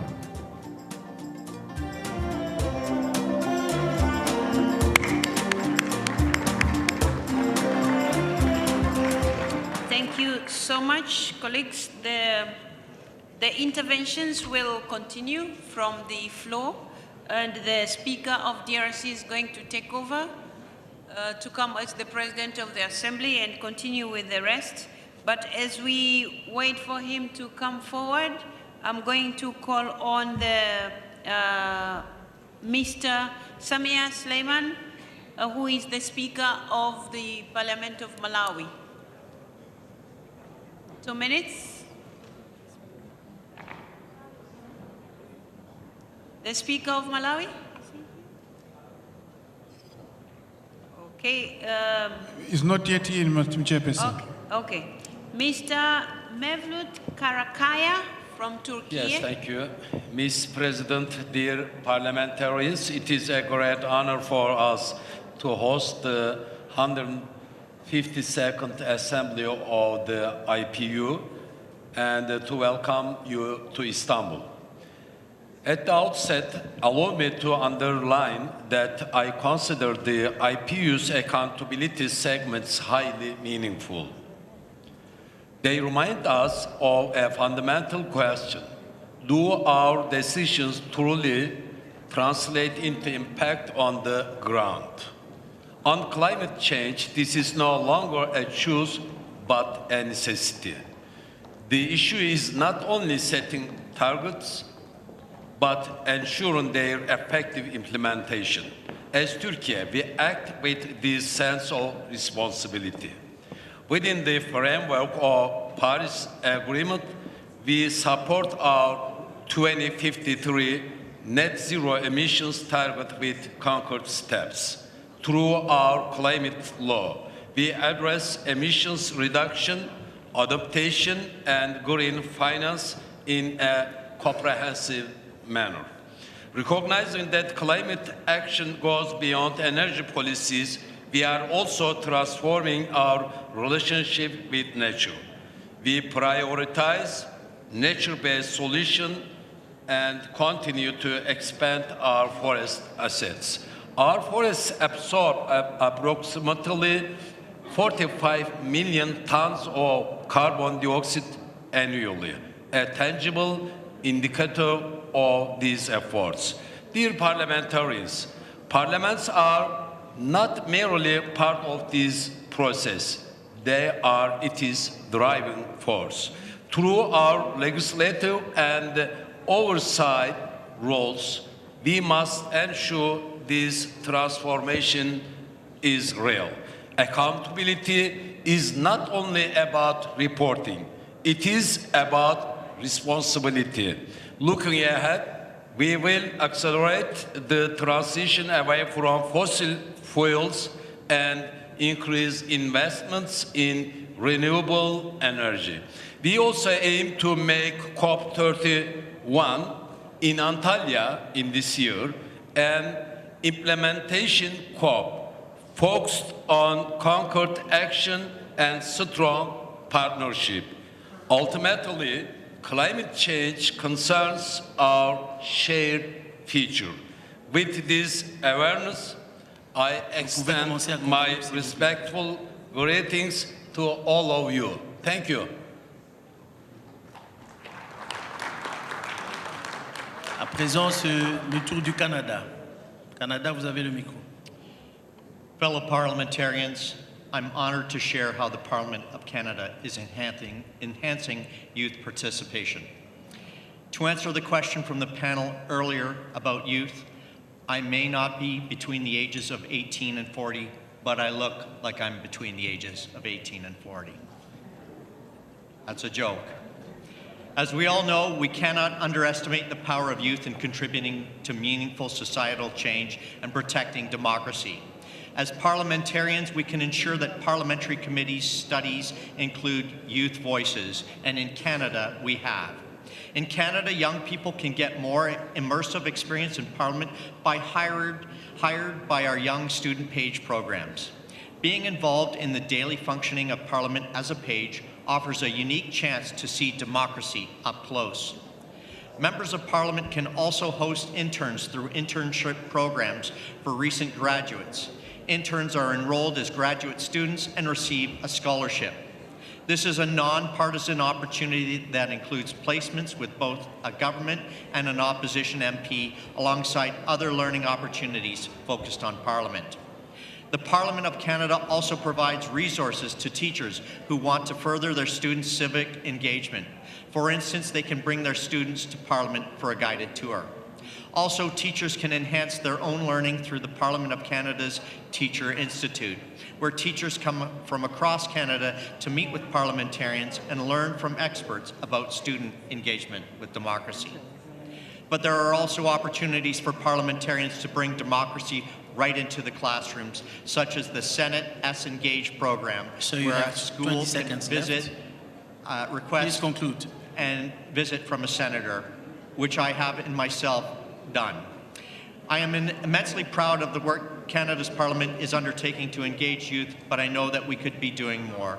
For that reason, we are keen to hear the other parliamentary approaches to this crucial aspect of democracy. Thank you for listening.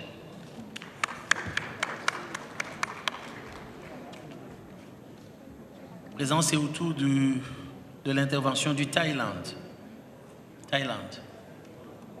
Honorable Chair, dear colleagues, the Thai Parliament aligns its climate actions with the strategic priorities of the IPU.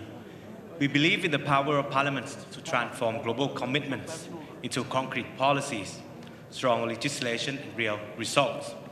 And we are committed to lead by example. The Thai Parliament has started the Green Parliament project, aiming to become net zero by 2032. We are improving how we manage energy, waste, and resources under Green Office standards. On the executive side, our new government has also set a clear path to net zero by 2050 through green economy, focusing on 5 priorities, which as an MP I fully support. First, green agriculture, by promoting low carbon farming, reducing crop burning to tackle air pollution, and supporting better land use. Second, green energy, by expanding renewable energy, smart grids, and encouraging both communities and the private sector in clean energy production. Third, green transport, by speeding up the use of electric vehicles and improving public transportation system. Fourth, green standards, by developing carbon markets, promoting green finance, and pushing related laws, such as the Climate Change Act, to serve as a key tool for systematic management. Fifth, green space, by protecting and restoring and expanding our green and blue areas to increase our capacity to absorb greenhouse gases. At the same time, Thailand is strengthening climate resilience, better disaster prevention, early warning system, and water management to cope with the ongoing climate crisis. Dear colleagues, Thailand is working with strong commitment to transition to a green economy and improve our climate adaptation. We stand ready to work with all of you to build a more sustainable for all of us. Thank you. À présent, la parole à l'Algérie. شكرا سيد الرئيس. سيد الرئيس لو سمحت لي عندي بإيجاز تدخل في 3 نقاط. يؤكد البرلمان الجزائري أن تنفيذ قرارات وتوصيات الاتحاد البرلماني الدولي يمثل التزاماً إجرائياً يندرج ضمن رؤية وطنية التي تعتبر أن البرلمانات مطالبة بالانتقال من دور المتابعة إلى دور المبادرة في تحويل القرارات الدولية إلى سياسات عمومية وتشريعات مؤثرة تستجيب لتطلعات الشعوب. حيث يحرص البرلمان الجزائري على إدماج مخرجات اجتماعات الاتحاد ضمن مسارات عمله التشريعي والرقابي، كما يعمل على إحاطة الدوائر الحكومية المعنية بها بما يعزز آثارها التنفيذي ويكرس انسجام السياسات الوطنية مع أولويات الاتحاد. أما ما يتعلق بالشباب والمرأة، يعتبر البرلمان الجزائري أن تمكين المرأة والشباب يشكل ركيزة أساسية لتجديد العمل السياسي وتعزيز استدامة المؤسسات الديمقراطية. وقد تم إنشاء الشبكة البرلمانية للشباب التي تضم 92 عضوا من أصل 407 نائب، منهم 11 امرأة. وقد اعتمدت هذه الشبكة برنامجا عمليا يرتكز على المشاركة السياسية، الإعلام والمقاولاتية، العمل المجتمعي والدبلوماسية البرلمانية، بما يعزز حضور الشباب وخاصة الشابات في مسارات صنع القرار. كما بادر البرلمان الجزائري إلى تنصيب برلمان للطفل للعهدة التشريعية الحالية، في خطوة تعكس رؤية استشرافية تهدف إلى إعداد جيل واع بثقافة المواطنة والمشاركة الديمقراطية. وعلى المستوى التشريعي، صادق البرلمان الجزائري على قانون الانتخابات الذي يلزم الأحزاب السياسية بتخصيص ما لا يقل عن نصف الترشيحات لفائدة الشباب دون 40 سنة، انسجاما مع التوجهات الحديثة للاتحاد البرلماني الدولي. كما صادق على قانون الأحزاب السياسية الذي يكرس ترقية الحقوق السياسية للمرأة والشباب وتعزيز مشاركتهما في مختلف الهياكل القيادية الوطنية والمحلية. أما فيما يتعلق بدعم حقوق الإنسان، يواصل البرلمان الجزائري تعزيز منظومة حقوق الإنسان في انسجام مع الالتزامات الدولية، ومنها الإعلان العالمي لحقوق الإنسان، والذي يقر في مادته الأولى على أن جميع الناس يولدون أحرار ومتساويين في الكرامة والحقوق، حيث صادق البرلمان الجزائري في أفريل 2026 على قانون تجريم الاستعمار، تأكيدا لالتزام الجزائر بالدفاع عن كرامة الشعوب وترسيخ العدالة التاريخية باعتبارها جزءا لا يتجزأ من منظومة حقوق الإنسان المعاصرة. وفيما يتعلق بالتغيرات المناخية، البرلمان الجزائري مبادرة أنشأ الشبكة البرلمانية للبيئة والمناخ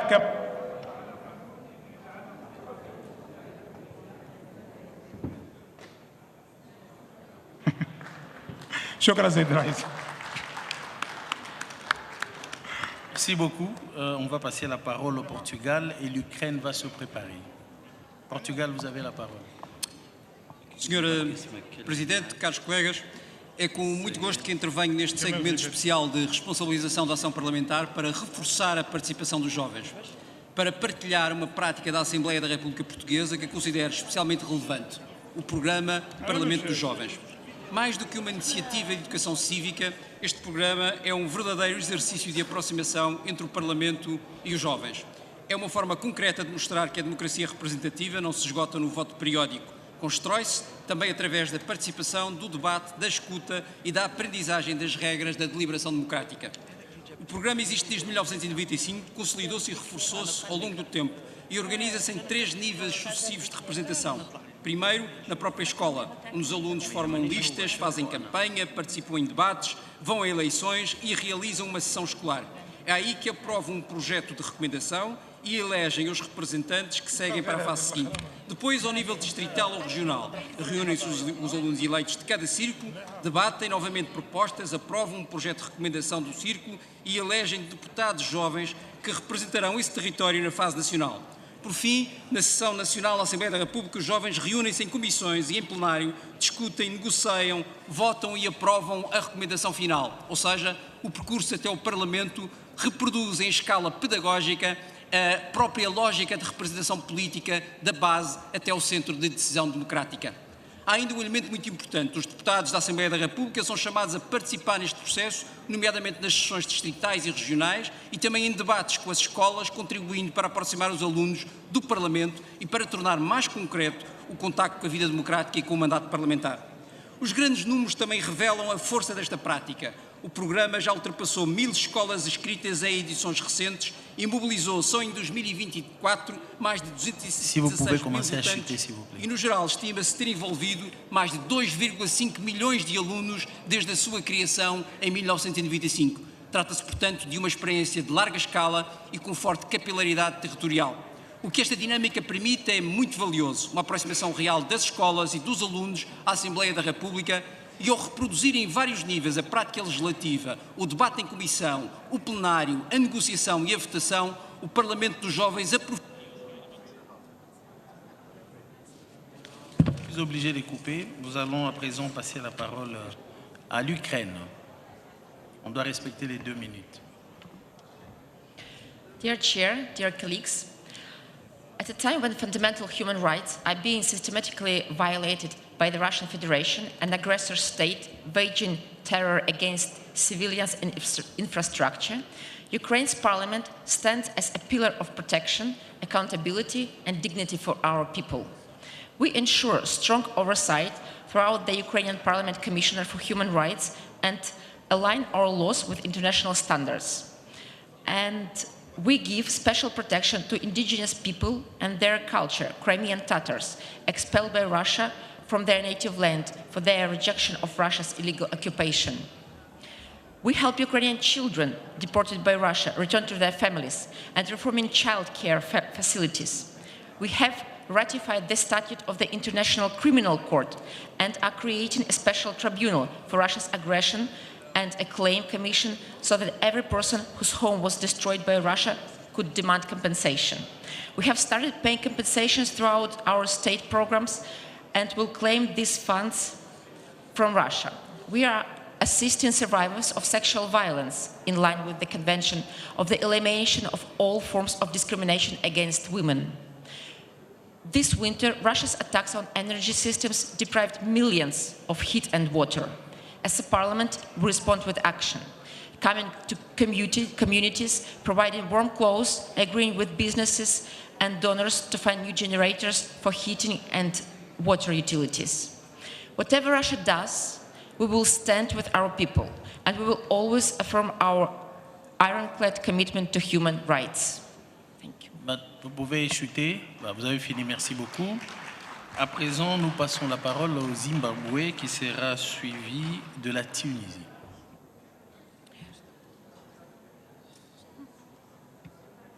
Zimbabwe.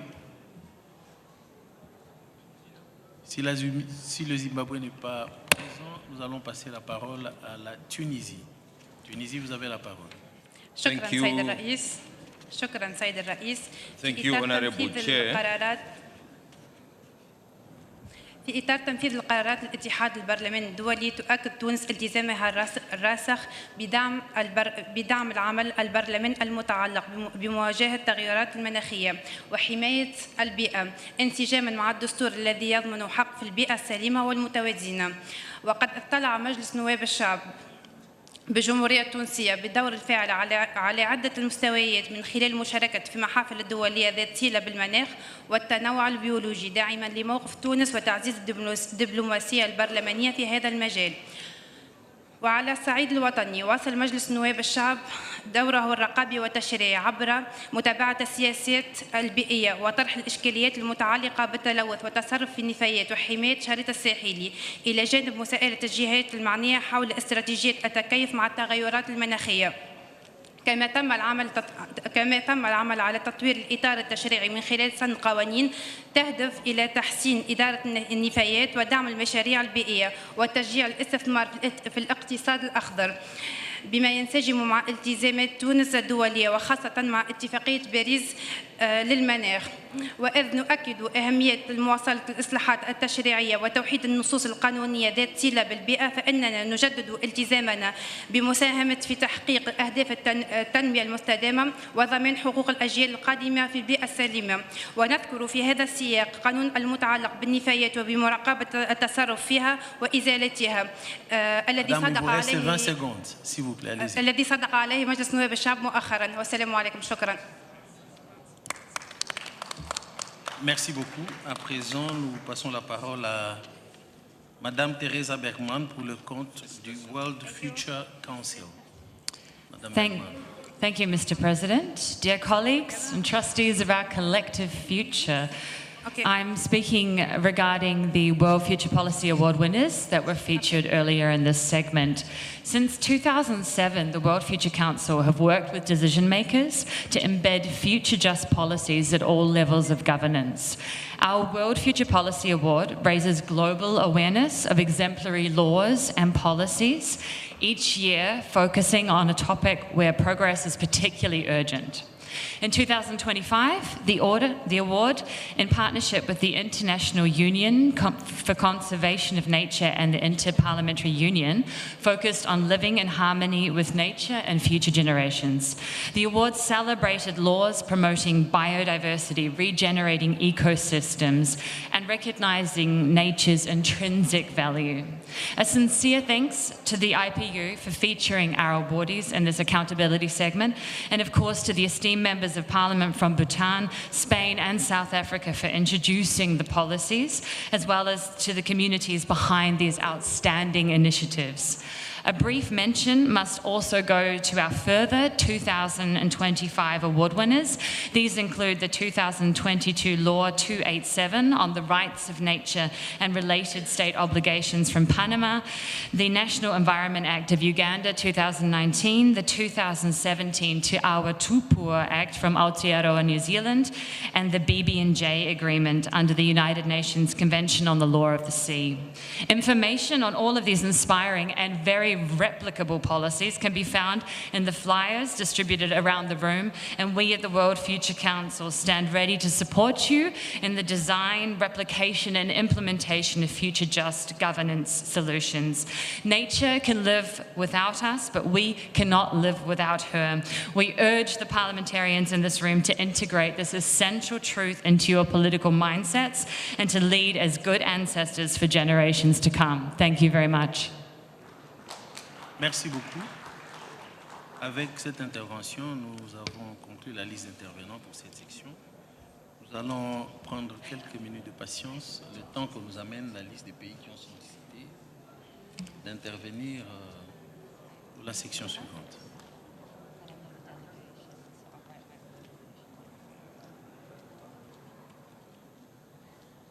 Alors, nous allons commencer par le Commonwealth Parliamentary Organization. Vous avez la parole, s'ils sont présents dans la salle.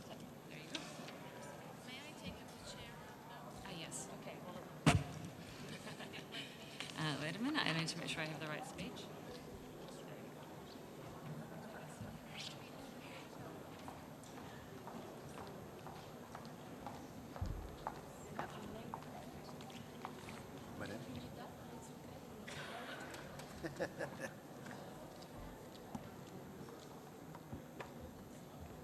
Vous avez la parole.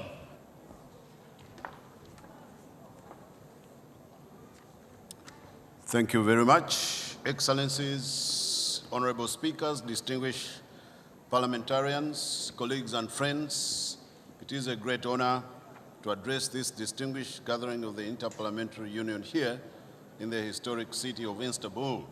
In case many of you are wondering what CPA means, it's Commonwealth Parliamentary Association, for whom I represent many of my colleagues in the 56 member countries.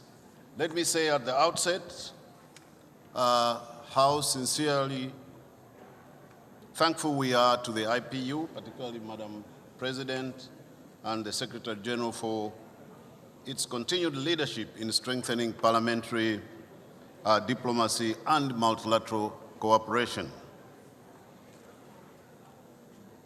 The Commonwealth Parliamentary Association and the Inter-Parliamentary Union share a long-standing and productive partnership. Together, we're united by a common purpose to strengthen institutions, uphold the rule of law, and ensure that parliamentary remains at the heart of governance and accountability.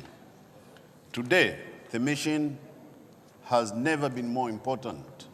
Across the world, parliaments are navigating an increasingly complex landscape that is marked by geopolitical uncertainty, as many of you have said, economic pressures, rapid technological change, and growing public expectations. At the same time, trust in democratic institutions is being tested in many jurisdictions. In this context, our collective responsibility as parliamentarians is clear: to ensure that our institutions are resilient, inclusive, and responsive to the needs of the people we serve. At the Commonwealth Parliamentary Association, we have placed responsibility at the center of our new strategic plan for 2026 to 2029. Our focus is threefold. First, we are strengthening parliaments, supporting institutions to be more effective, inclusive, and independent. This includes advancing gender equality, promoting disability inclusion, and supporting small and vulnerable jurisdictions. Secondly, we are investing in parliamentary professional development, equipping members and parliamentary staff with the knowledge, skills, and confidence needed to address today's challenges. And thirdly, we are promoting Commonwealth values. These include human rights, sustainable development, peace, and through stronger global engagement and partnerships. Our collaboration with the IPU is central to this work. Whether through research on gender equality, shared advocacy on parliamentary standards, or cooperation on international forums, our partnership demonstrates the power of working together to achieve greater impact. As we look ahead, there are three areas where I believe our collaboration can be further strengthened. First, in promoting inclusive parliaments, ensuring that women, young people, and persons with disabilities are fully represented and able to participate meaningfully in parliamentary life. Second, in supporting democratic resilience, particularly in times of geopolitical transition or challenge, through peer learning, dialogue, and technical assistance. And thirdly, in amplifying the voices of parliaments on global issues, from climate change to sustainable development, and ensuring that parliamentary perspectives are reflected in decision-making. Excellencies, the strength of our institutions lies not only in their structures, but in the values that underpin them: transparency, accountability, and service to our citizens. By working together, the CPA and IPU can continue to champion these values and support parliaments across the world in delivering their people. In closing, allow me to reaffirm the CPA's commitment to our partnership with the IPU and to our shared mission on strengthening parliamentary democracy. Last but not the least, let me, on behalf of the Commonwealth Parliamentary family, thank the outgoing Secretary General, Mr. Martin Chugong, for his excellent collaboration and collegiality with us during his term of office, and we in the Commonwealth wish him well in his future endeavors. I thank you, and my name is Honorable Dr. Christopher Kalila. I am a Member of Parliament in the Zambian Parliament, but presently the chairperson of the Commonwealth Parliamentary Association International Executive Committee. Thank you. Merci beaucoup. Maintenant, c'est au tour du Future World Council. Hein? Sur la liste ici, Future World Council. Vous avez la parole.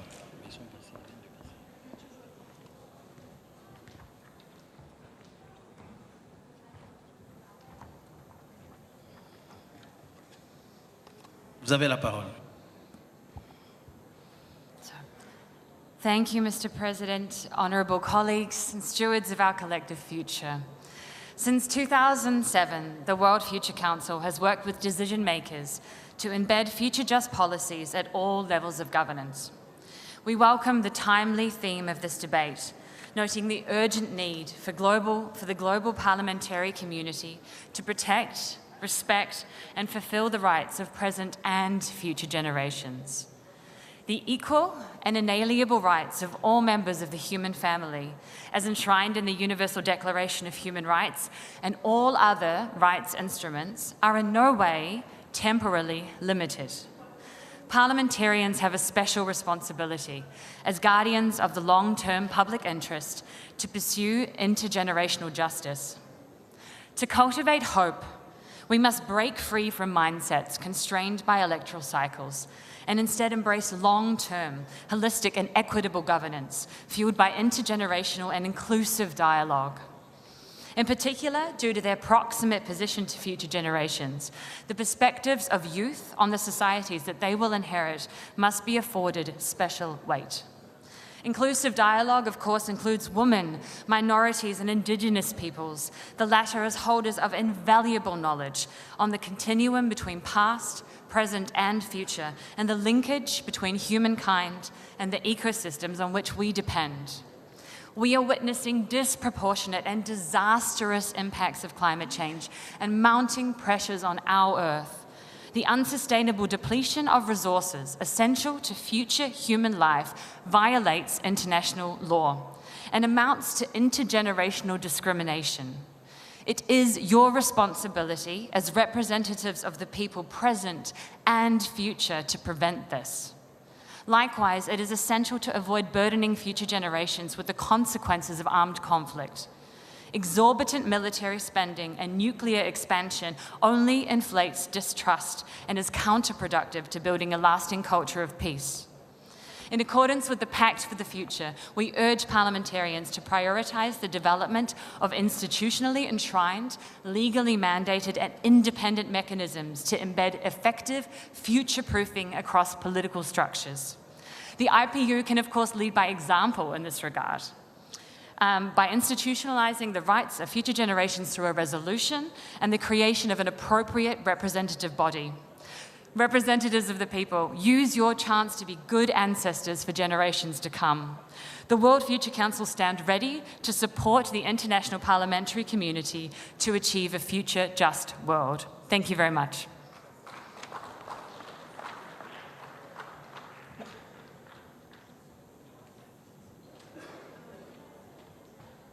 À présent, c'est au tour du délégué de l'Estonie.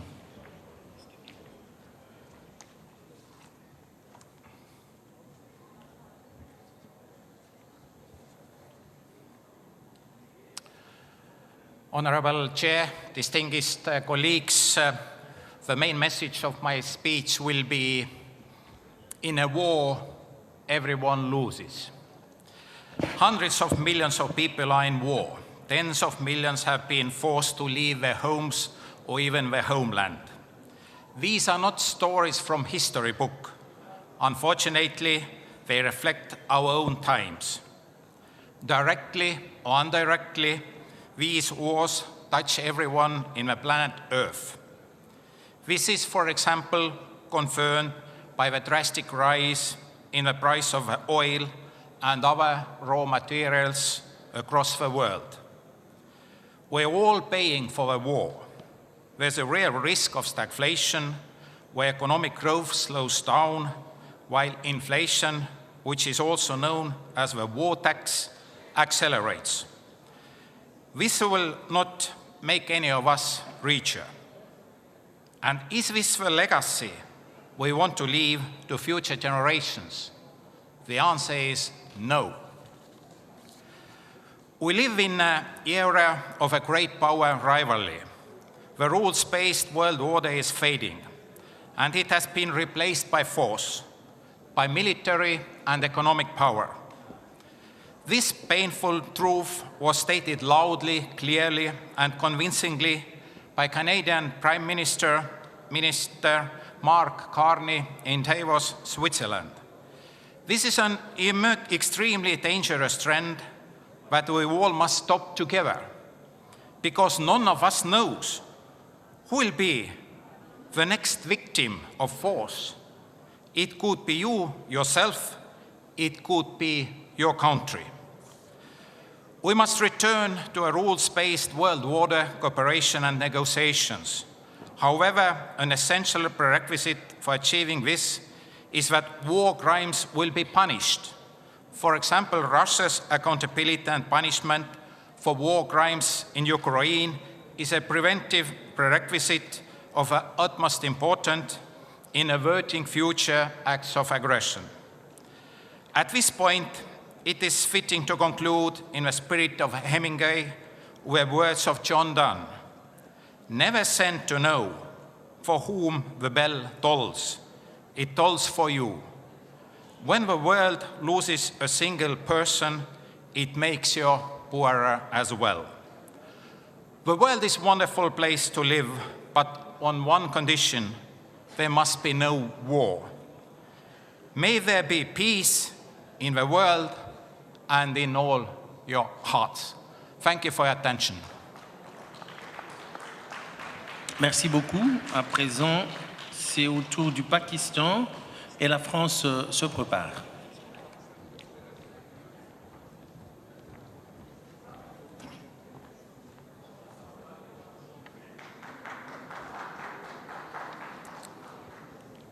Bismillahirrahmanirrahim. Honorable President, fellow parliamentarians, Assalamu alaikum. We meet at the time to perform concern and the painful loss.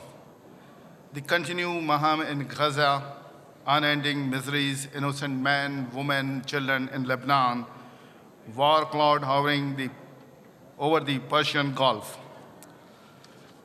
Ladies and gentlemen, at the time when the world faces growing uncertainty, Pakistan has shown the role as responsible and active voice for peace.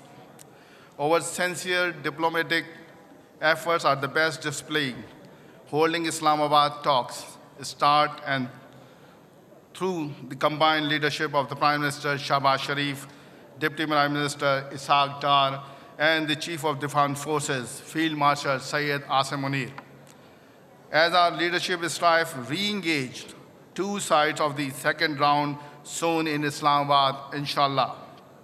I implore upon the global parliamentary leaderships, raise the voice, take tangible action, support Pakistan drive. There can be no democratic, peaceful world order if the India keep denying Kashmiris their birth right of self-determination, and Israel keep ignoring every human dignity and respect for the international law, Gaza, West Bank, Lebanon, Syria, and elsewhere. Ladies and gentlemen, the Democrats not fight each other. They fight out the problem together. It is time to people, chosen representative. We fight hunger, disease, climate chaos, mass migration and literacy together and build better, bright world for our future generation. I thank you all. Merci beaucoup. À présent, c'est le tour de la France, suivi de la Turquie. Et la France dispose de 2 minutes.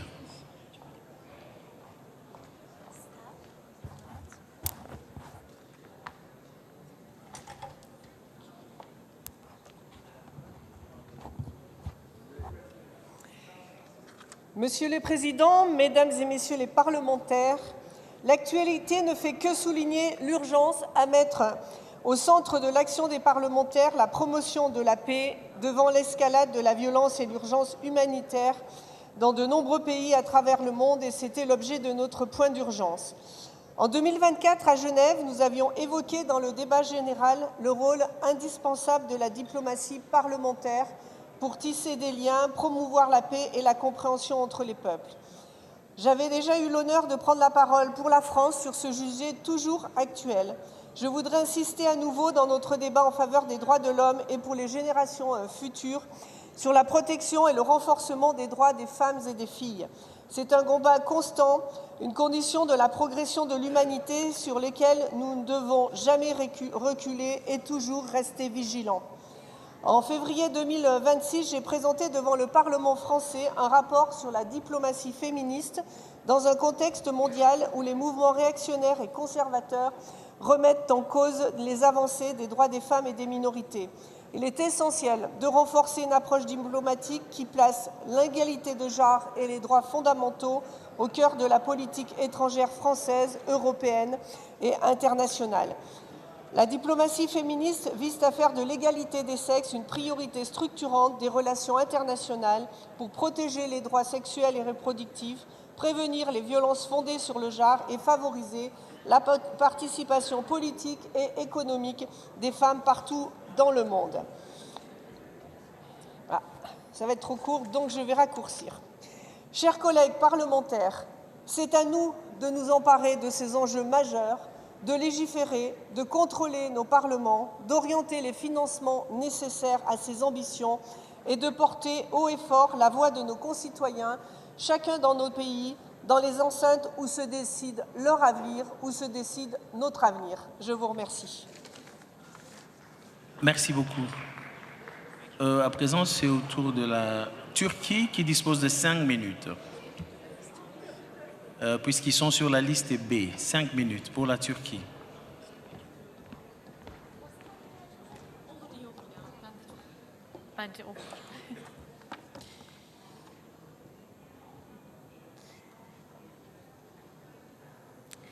Mr. President, distinguished parliamentarians, esteemed participants, as the Grand National Assembly of Turkey, we are truly honored to host the 152nd Assembly of the Interparliamentary Union. Welcoming you in Istanbul, a city where continents, cultures, and civilizations converge, is not only a privilege for us, but also a powerful symbol of dialogue, coexistence, and our shared responsibility for the future. I extend my sincere greetings to each of you and warmly welcome you to our country. This year's theme, Nurturing Hope, Securing Peace and Ensuring Justice for Future Generations, this theme is not only relevant, it is urgent. Because we are living in a time when hope is fragile, peace is increasingly challenged, and justice is too often delayed. Today, the world is going through a period of profound transformation. Global power structures are shifting, long-standing norms are eroding, and institutions that once upheld stability are struggling to maintain their effectiveness. We are witnessing a growing disconnect between power and legitimacy. And as this gap widens, the foundations of the international order are being weakened. What we are facing today is not a temporary crisis. It's a structural turning point. A moment in which the global system is being tested in its ability not only to prevent crises, but even to respond to them effectively. Distinguished parliamentarians, in recent years, the developments in the Middle East have become one of the clearest reflections of this global fracture. What began as a humanitarian crisis has evolved into a serious test of international legitimacy. Cities have been devastated, civilian infrastructure has been destroyed, and innocent lives, especially children, have been lost on an unacceptable scale. In the face of such suffering, the inability of international community to act with unity and determination points to a profound crisis of consciousness. At the same time, the increasing frequency of attacks and the targeting of civilian areas signal a dangerous trend, the expansion of conflict. And this expansion carries risks that go far beyond the region, because today's geopolitical tensions are deeply interconnected. They are shaped not only by direct confrontation, but also by proxy dynamics, competition over energy and trade routes, control of data flows, and strategic choke points. In such a complex environment, even a localized crisis has the potential to trigger systemic global consequences. For this reason, we as parliamentarians cannot afford to remain passive. We cannot treat these developments as distant events. We must approach them with a sense of responsibility, with strategic awareness, and with strong political will. Distinguished parliamentarians, the nature of conflict is changing. War today is no longer confined to battlefields. It directly targets civilian life. Water systems, energy infrastructure, health services, the very foundations of human existence and being deliberately undermined. And once again, it is the most vulnerable women, children, and youth who bear the heaviest burden. Let me state this clearly. Hope is built with determination. Peace requires consistent and collective effort. Justice cannot be postponed. Yet today, we see a world marked by contradiction. On one hand, unprecedented technological progress. On the other, persistent poverty, growing inequality, and widespread hunger. Millions of people continue to struggle for the most basic necessities, and the fact that we remain far from achieving the goal of zero hunger is a stark reminder that we are facing a deep global justice crisis. Distinguished parliamentarians, parliaments are not merely institutions that pass law. They are the embodiment of the will of the people. They are the conscience of our societies, and with that role comes responsibility. We must speak up, clearly, courageously, and consistently against injustice. Those who remain silent in the face of injustice do not only abandon the truth, they also lose their honor. Esteemed participants, the world we leave behind for future generations will be shaped by the decisions we make today. This is not an abstract responsibility, it's a concrete obligation.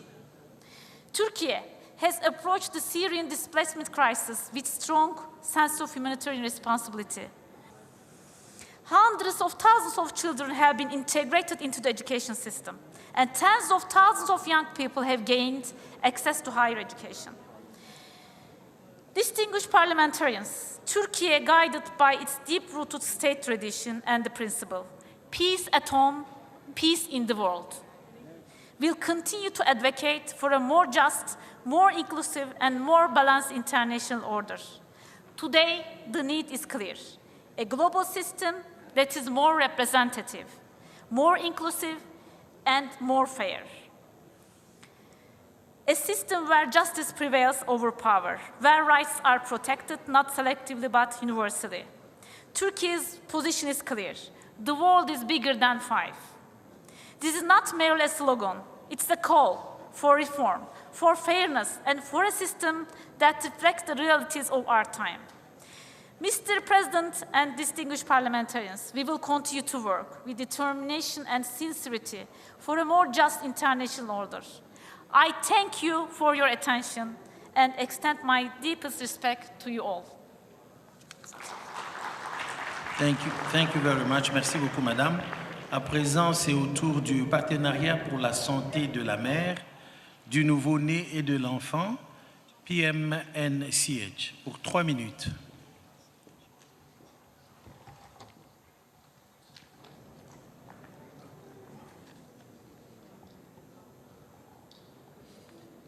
Excellencies, honorable speakers, distinguished members of parliament, it is an honor to be here in front of you representing the Partnership for Maternal, Newborn and Child Health, which is the largest alliance for women's, children's and adolescent health in the world. Across the world, from Gaza to Khartoum, from Lebanon to Turkey, we are seeing that humanitarian crises are compounding with multiple crises. Economic hardships, high cost of living, financial constraints, and the violation of international humanitarian law are conflicting at a time where climate crisis is also on the rise. In the midst of all of these challenges, it is women, children, and adolescents who are the most vulnerable, who are also the most affected. They are also the bedrocks of our future, and yet, in all of these crises, their rights, including their right to health, is the first to be compromised and often the last to be restored. At this difficult time, the topic of this assembly, the theme of this assembly, which is to nurture hope, secure peace, and prosperity for future generations, is a call to action, especially from an equity perspective for the most vulnerable and marginalized women, children, and adolescents. For example, 64% of all maternal mortality happens in conflict and humanitarian zones. As the financial constraints are crippling global economies, countries are unable to invest adequately in health systems, especially for women, children, and adolescents. As official development assistance is reducing, countries are unable to absorb the shocks that they are facing. So the Partnership for Maternal, Newborn, and Child Health really urges parliamentarians through their constitutional levers and prerogatives of legislation, budgeting, and oversight and representation to ensure that these vulnerable and marginalized population groups are adequately protected, because we must be clear that there can be no peace without the health of the future of our societies. Without our mothers, we would not be here, and we were all children and adolescents once. And without their health, there can be no peace and prosperity. The partnership, therefore, urges 4 actions. 1 is to ensure that the health and services for these vulnerable population groups are continued even during conflict and crisis. 2 is to ensure that there is adequate financing for the provision of these services for women, children, and adolescents. 3, that there is inclusive accountability for the health and well-being of women, children, and adolescents, including during conflicts and crisis. And 4, to ensure that there is adequate representation of these population groups in the halls of power. We applaud the Inter-Parliamentary Union for their push towards increasing women's leadership and the participation of young MPs in these decision-making processes. PMNCH is here to support you. The partnership has a few initiatives that we offer to parliamentarians. For example, the initiative of sitting heads of state being chaired by His Excellency President Ramaphosa, called the Global Leaders Network, is convening 12 heads of state who are stepping up to champion the issues of health and well-being of women and children and adolescents at the highest political levels. Secondly, the Parliamentary Network for Women's, Children's, and Adolescents, which is being convened by Honorable Madam Speaker Didiza of South Africa, and which met yesterday, in fact, is convening speakers and parliamentarians with a mandate to advance these issues. And this network is also supported by the IPU, including Honorable Oral Atanizova from the IPU Health Committee. And lastly, we're also convening civil society stakeholders through the Collaborative Advocacy Action Plan initiative, which brings different constituencies together to ensure that the lived realities of populations are reflected in the policies that are made, and also that commitments that are being made by decision makers translate into action for these vulnerable population groups. Honorable parliamentarians, honorable speakers, this is an urgent time. If we act together, we will be able to ensure not only our well-being, but the well-being of future generations. And if we do not act together, we stand at a moment of peril. We urge, as the IPU has urged, consensus, dialogue, and multi-constituency effort for partnerships for the most vulnerable and marginalized population groups. If we fail women, children, and adolescents, we fail the very foundation of our collective peace and prosperity. I thank you for listening, and please do not hesitate to reach out to me. Thank you, distinguished excellencies. Merci beaucoup. À présent, nous invitons les délégués du Pérou à prendre la parole pour une petite minute.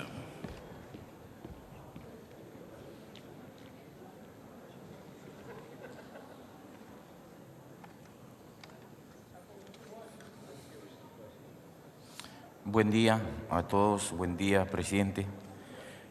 Nos convocan los temas fomentar la esperanza, asegurar la paz y garantizar la justicia para las futuras generaciones. En primer lugar, fomentar la esperanza. ¿Cómo? Podemos tener esperanza, confianza en una sociedad hipócrita, de doble moral, de doble rasero, con gobernantes que van a la iglesia cada semana, cada día a golpearse el pecho y luego se convierten o transforman en asesinos de niños, jóvenes, mujeres o adultos. ¿Qué camino positivo se puede avisorar en un escenario lleno de sangre? Ninguno.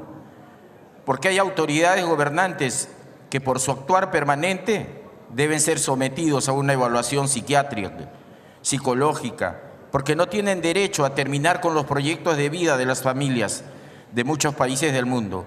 Porque nuestros hijos sí tienen derecho a una esperanza de vida exitosa con nuestra participación. ¿Por qué los niños de Gaza y otros no? ¿O acaso no tienen derecho humano a la vida, salud, vivienda, educación, entre otros derechos? En segundo lugar, asegurar la paz. ¿Cuál paz? ¿La de los cementerios? ¿La paz de los padres que entierran en silencio a sus hijos por culpa de algunos gobernantes genocidas, asesinos? Ya basta. Exigimos a la Organización de las Naciones Unidas intervenir con humanidad. Ya basta de la doble moral. Hay que ser empáticos. Son seres humanos a los que están matando. No habrá paz mientras la sangre siga corriendo por nuestras calles. No habrá paz mientras haya hambre. No habrá paz mientras todos seamos indiferentes ante la muerte y el asesinato de inocentes. En la anterior Asamblea de la Unión Interparlamentaria, en Irán, Líbano y otros, no había genocidio, asesinato de niños, de gobernantes, no había destrucción de hospitales, de escuelas. Pregunto en voz alta, ¿quién sigue? ¿Qué genocidios vamos a encontrar en la Asamblea General de Tanzania? Reaccionemos. Finalmente, garantizar la justicia para las futuras generaciones. ¿Cuál justicia? ¿La de la impunidad de los asesinos y genocidas de niños? ¿Cuál justicia?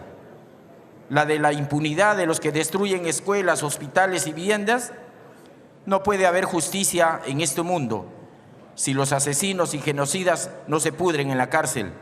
No queremos la justicia de los silencios cómplices, de las indiferencias. La justicia exige protagonismo, participación para defender nuestra humanidad. Gracias por su atención. Profesora Alex Antonio Paredes González, congresista de la República del Perú. Gracias. Gracias. À présent, nous invitons l'orateur de la délégation du Japon à prendre la parole pour 2 minutes. Japan.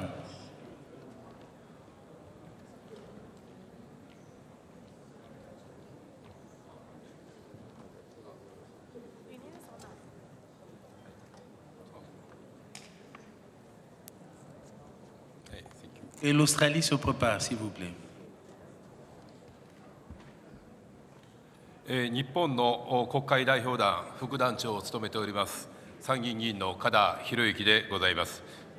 本日120カ国を超える議会関係者が集う第152回 IPU 会議での発言の機会をいただきましたことに感謝と御礼を申し上げたいと思います。私の出身であります兵庫県は1995年1月17日に阪神・淡路大震災に見舞われ、6400人の超える犠牲を出しました。私は当時、復旧・復興に取り組む人々の姿を取材し、命の大切さ、政治の持つ意義を痛感し、政治を志す原点となりました。阪神・淡路大震災からの復興過程におきまして、兵庫県が提唱いたしましたビルドバックベターの考えは、現在、世界の災害復興の基準となっております。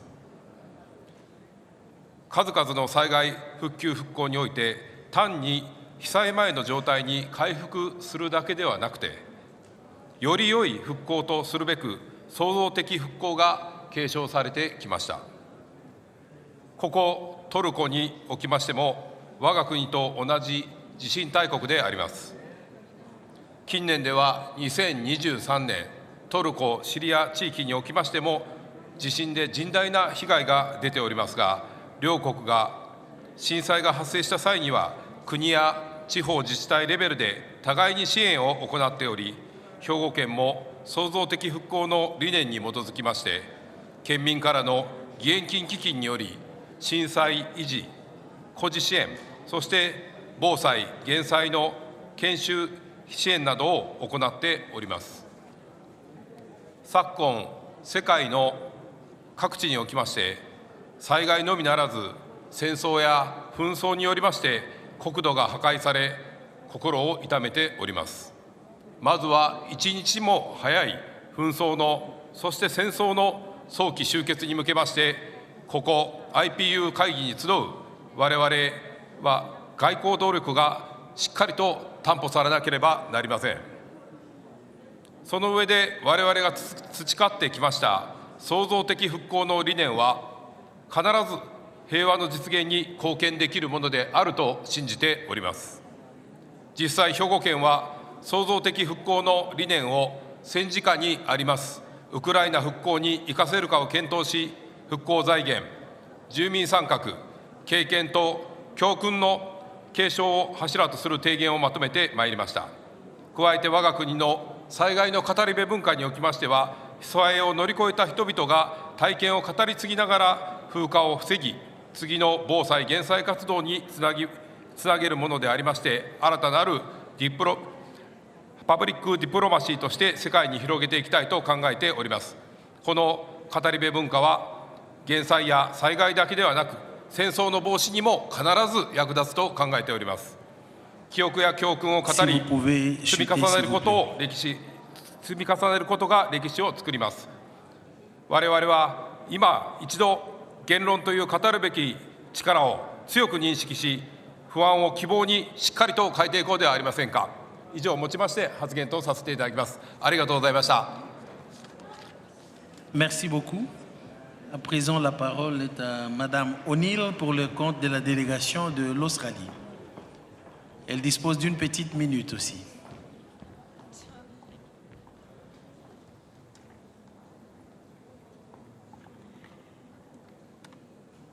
Mr. President, colleagues, what a pleasure it is to address you this afternoon. I have been allocated 1 minute. There is so much more that we want to talk about with our country's efforts towards securing hope and peace and ensuring justice for future generations. As an Australian, I am proud to stand here from a country that was a founding member of the United Nations. Australia has remained an active participant in the UN institutions for 80 years. And over this time, Australia has continued to uphold, strengthen and promote agreed international rules and norms, promote transparency and diplomatic dialogue, and to invest in global, regional and international partnerships. You could see from our contribution of Mr. Milton Dick, the Speaker of Australia, yesterday, his efforts at building collaboration across the globe for the support of our emergency item.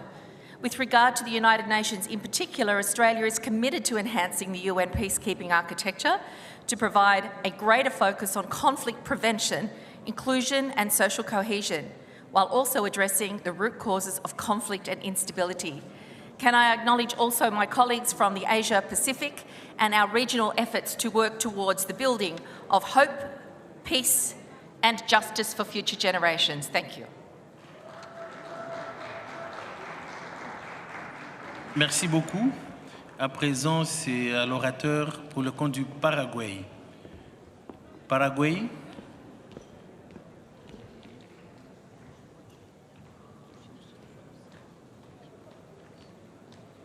Elle dispose de 5 minutes.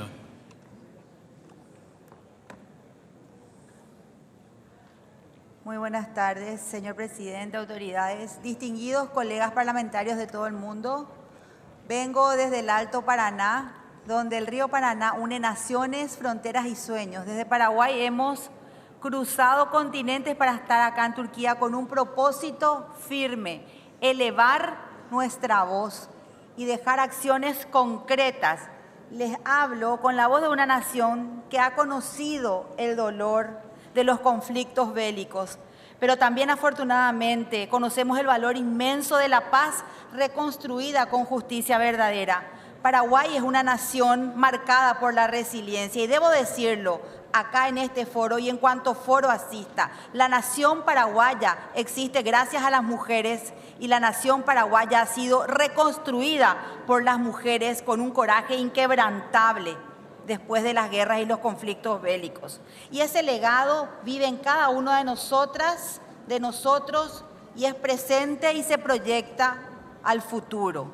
En esta 152 Asamblea de la Unión, reunidos bajo este lema tan poderoso que nos convoca, Paraguay no viene solamente a dejar palabras vacías. Venimos a exigir acciones parlamentarias concretas, audaces, porque frente a estas guerras que destruyen el futuro de millones, principalmente de mujeres y niños, la inacción no es una opción, no es una alternativa. Apoyamos con convicción una resolución sobre el rol de los parlamentos en el establecimiento de mecanismos sólidos de gestión post-conflicto. Proponemos impulsar sin demora comisiones mixtas para la reconciliación, el desarme efectivo y la reintegración económica real de víctimas y excombatientes. Programas de rendición de cuentas que respeten estrictamente el derecho internacional y combatan sin tregua el terrorismo en todas sus formas. Asimismo, respaldamos con determinación una resolución orientada a construir una economía global justa y sostenible. Ante el proteccionismo que asfixia a los países en desarrollo, exigimos armonizar normativas regionales contra la elusión fiscal, reducir aranceles injustos, garantizar total transparencia, reinvertir los recursos recuperados en educación de calidad, inclusión real de mujeres y niños y en una justicia climática que no admite demoras. Paraguay, como nación que mantiene alianzas estratégicas sólidas y profundas con Estados Unidos e Israel, países con los que compartimos el compromiso con la democracia, la seguridad regional, el respeto al derecho internacional, está lista para liderar desde el sur con coraje y solidaridad. Asimismo, repudiamos cualquier pedido de expulsión de Israel que se ha presentado en este ámbito y en este foro. En el marco del Grupo de Latinoamérica y del Caribe, el GRULAC, promovemos el diálogo sincero como el único puente posible hacia una paz duradera. Estambul, ciudad milenaria que une continentes, sea hoy testigo de nuestro compromiso colectivo. Que esta asamblea no concluya solo con discursos, sino con un verdadero pacto de acción. Es momento de actuar con decisión. Cultivemos hoy leyes valientes, cooperación genuina y la esperanza, la paz y la justicia que nuestros hijos y las generaciones futuras merecen y esperan. Muchísimas gracias.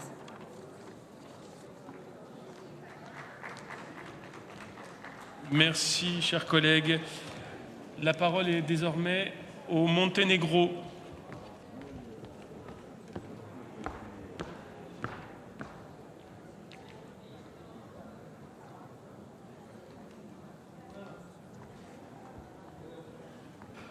Chers collègues, vous avez 3 minutes.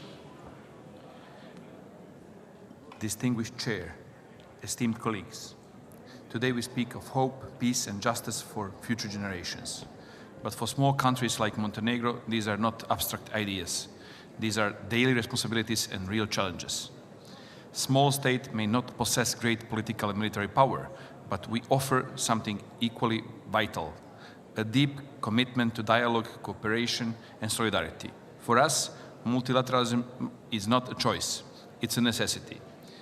When the international system weakens, small states feel it first and most acutely. That is why we are natural advocates for strengthening trust among nations and upholding international law.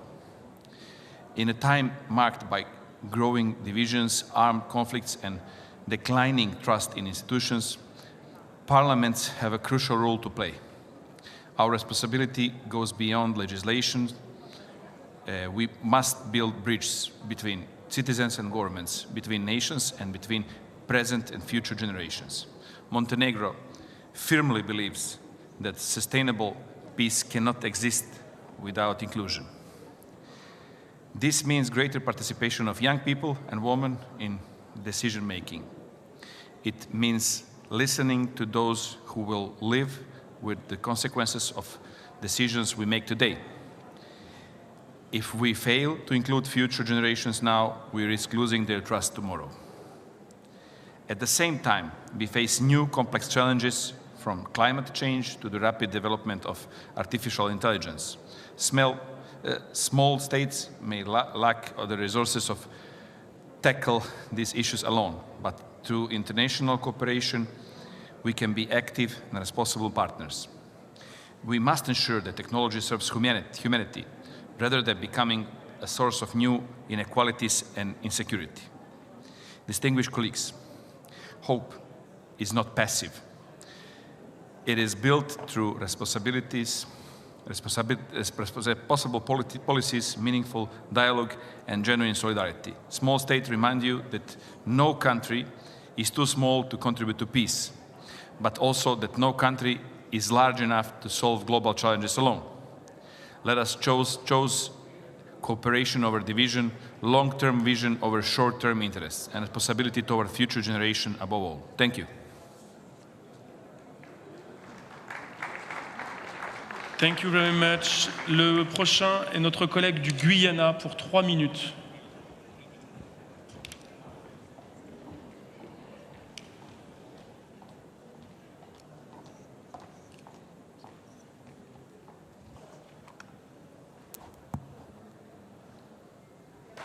Distinguished Chair, the theme that unites us today is a moral imperative, a reminder with thundering clarity that the work of lawmaking is nothing less than the work of hope itself. Guyana carries a vision and a reputation larger than its borders. It is a nation that has known division and chosen unity, known conflict and chosen dialogue. Guyana's parliament is the cornerstone of our democracy. A system defined by inclusivity. 37% of parliamentarians in Guyana are women and 44% youth. Figures that speak not merely to progress, but to purpose. Youth take their seats in the National Assembly annually to debate, nurturing critical thinking, respectful dialogue, and the confidence to speak truth to power. For us, Guyana, democracy is not merely a system of governance, but a living, breathing force that nurtures hope and safeguards peace for generations to come. Guyana's parliament drives sustainability, growth through the low-carbon development strategy of 2030, protecting forests and promoting renewable energy. It advances poverty reduction, food security, and embraces digital governance. Our parliament is a decisive force in deepening democratic governance through constitutional reform and strengthening of statutory commissions by ensuring their mandates are robustly resourced and operationally independent. Guyana's active interparliamentary cooperation fosters the exchange of best practices for democratic governance and conflict resolution. Our parliament has contributed to advancing peace and justice by supporting initiatives that promote human rights, electoral integrity, anti-corruption measures, played a mediating role in regional disputes, and endorsed multilateral agreements that reinforce collective security and sustainable development goals, enacted transformative legislation driving fiscal responsibility and social progress. By aligning our national laws and policies with the principles of the UN Pact, we are demonstrating our commitment to a more peaceful and equitable world. Justice in the 21st century demands more than good laws. It demands accessible governance. The Ask a Gov platform is being developed as part of Guyana's transformative Digital Guyana initiative, and the Data Protection Act of 2023 lays the legislative groundwork for digital democracy built on trust. Guyana's parliament is more than an institution. It is Guyana's greatest promise to her people, a promise that their voices matter, their hopes are sovereign, and peace is not merely the absence of conflict, but the deliberate act of building a society where the dignity and rights of every citizen is preserved. Future generations will ask one question only: when it mattered, did you act? The answer will not be spoken, it will be written in the laws we pass, the peace we preserve, and the hope we refuse to surrender. The future is already watching. I thank you all very much. Thank you very much. The next one, Poland, for 1 minute.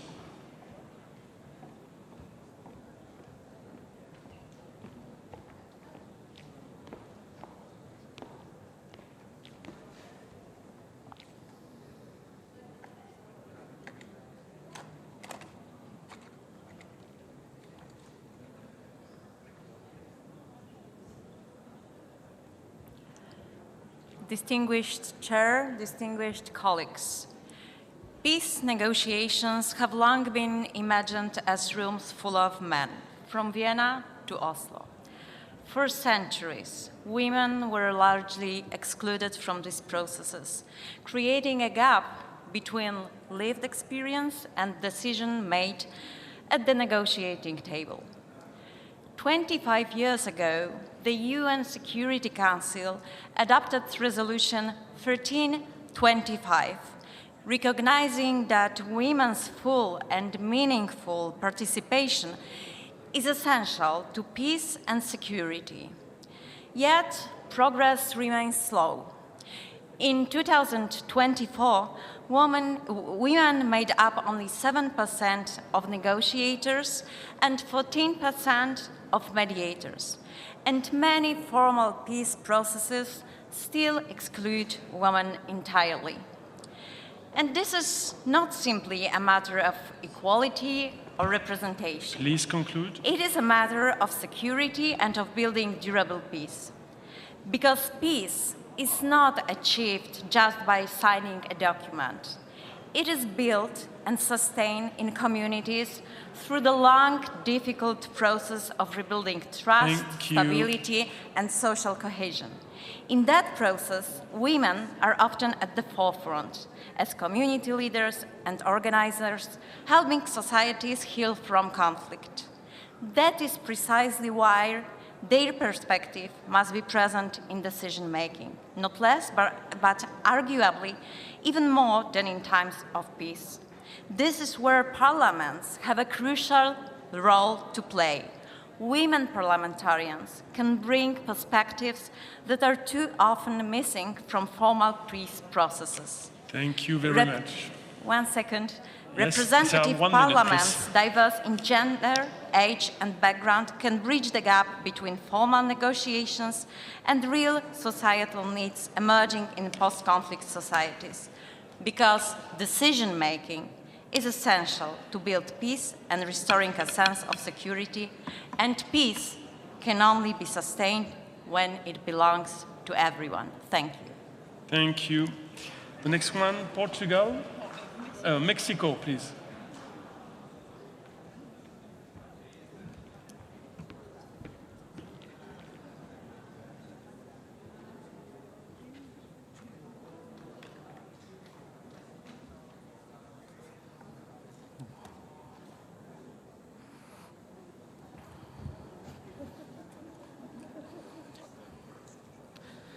Muchas gracias, distinguido presidium, integrantes de esta Unión Interparlamentaria.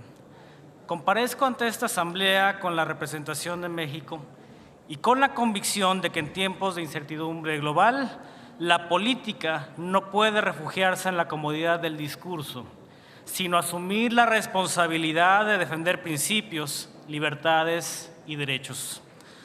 Hablar hoy de esperanza, de paz, justicia para las futuras generaciones nos obliga, antes que nada, a hablar con verdad.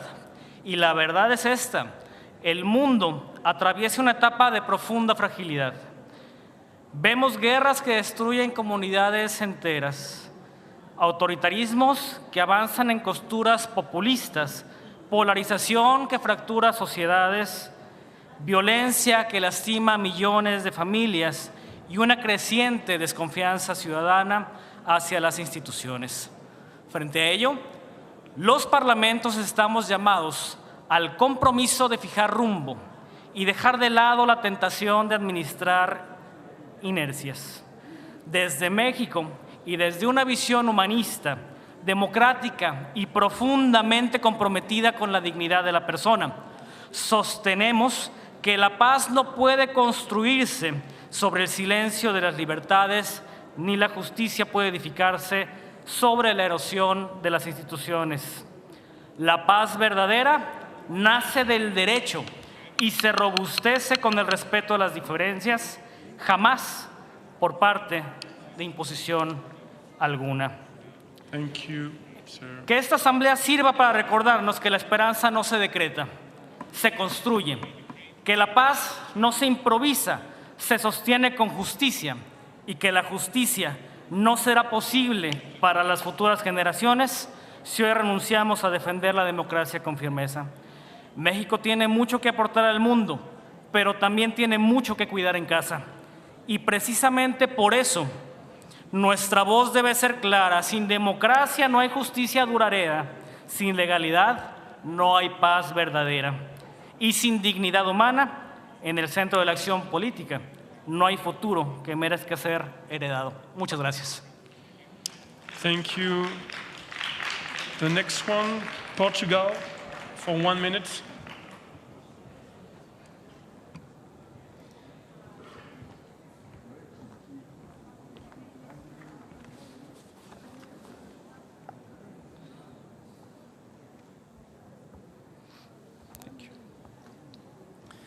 Distinguished Chair, colleagues, we cannot speak about global challenge as if they were distant. They are not. Their impact is real and it's growing. Regional conflicts do not stay within their borders. They affect us all. They create instability, increase poverty, damage economies, and lead to more and more refugees. Ignoring this reality will only make the consequences worse. We should also be honest. Every euro spent on war is a euro not spent on education, healthcare, and development. And the cost grows over time in lost opportunities and in generations without real prospects. That is why we must be clear. We need to work towards ending all wars, not managing them, not accepting them, ending them. This requires political courage and real commitment. Our role is not to make vague statements, it's to fight for the conditions that allow people to improve their lives with stability, security, and real opportunities. There is no development without peace, and no lasting peace without fairness. Where inequality and exclusion exist, conflict will follow. We must also be clear about one risk. When we move away from a rules-based international order, we drift into improvisation, into the law of the strongest, and towards abuse of the power. We cannot allow this. Mr. Chair, colleagues, we need action, not just words, stronger institutions, real cooperation, because our responsibility is simple, to protect the future, not just to react to crisis. Thank you. Thank you very much. The next one, the Suriname for 1 minute. You have the floor.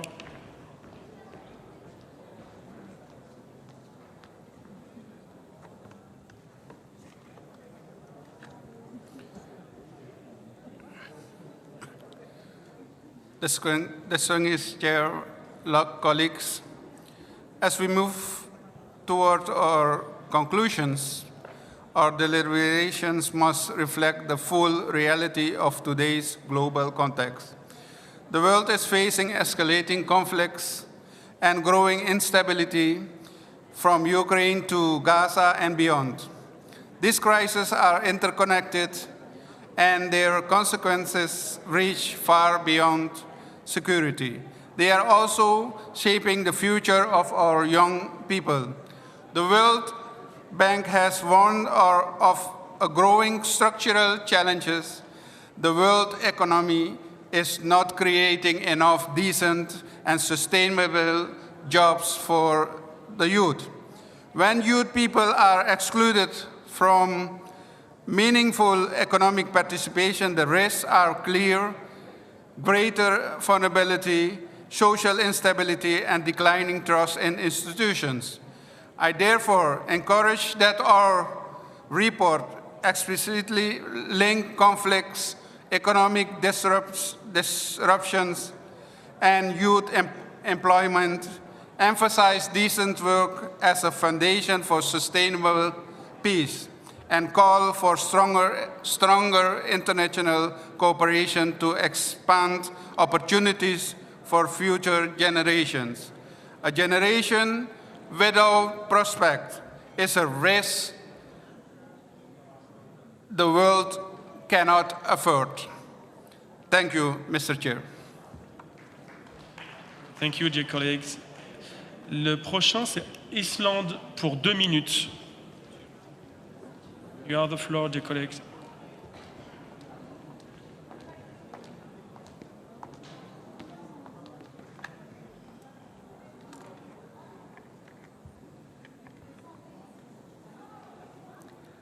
Mr. President, dear colleagues, it is a great pleasure for me to say a few words about the political, economic, and social situation in the world from the perspective of our very vital theme. Millions of children live in poverty around the world. According to the World Bank and UNICEF, more than 400 million children live in extreme poverty, surviving on less than $3 a day, with the largest concentration in sub-Saharan Africa. Yet, child poverty is not limited to low-income countries. It is a global challenge affecting both low and high-income societies. Poverty takes many forms, from extreme deprivation, where children lack the basic necessities to survive, to relative poverty, where children are unable to participate fully in the opportunities and living standards considered normal in their society. In Iceland, one of the world's richest countries, far too many families face housing insecurity and lack the means to support the children's well-being. These children often do not have the same opportunities as their peers, nor the ability to choose and pursue their own interests. Children who grow up in poverty are more likely to face poor health, learning difficulties, and social isolation. These challenges often persist into childhood, limiting access to education, stable employment, and adequate income, and reinforcing a cycle of intergenerational poverty. The costs to society are significant, placing pressure on health, education, welfare, and justice systems. We know what works: strong social protection systems, family-friendly policies such as paid parental leave, universal access to quality health and education, and ensuring that all children can participate fully in society. Addressing child poverty is not only a moral imperative, it is also a smart investment in a more just, stable, and prosperous future. Thank you. Thank you very much. Le prochain, c'est l'Équateur pour 2 minutes. You have the floor, dear colleague.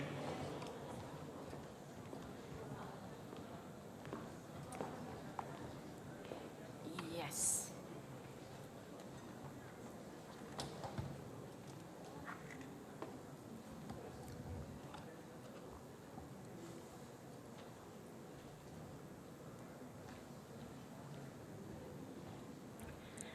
Estimados colegas parlamentarios, el estar aquí representa una oportunidad valiosa y una gran responsabilidad.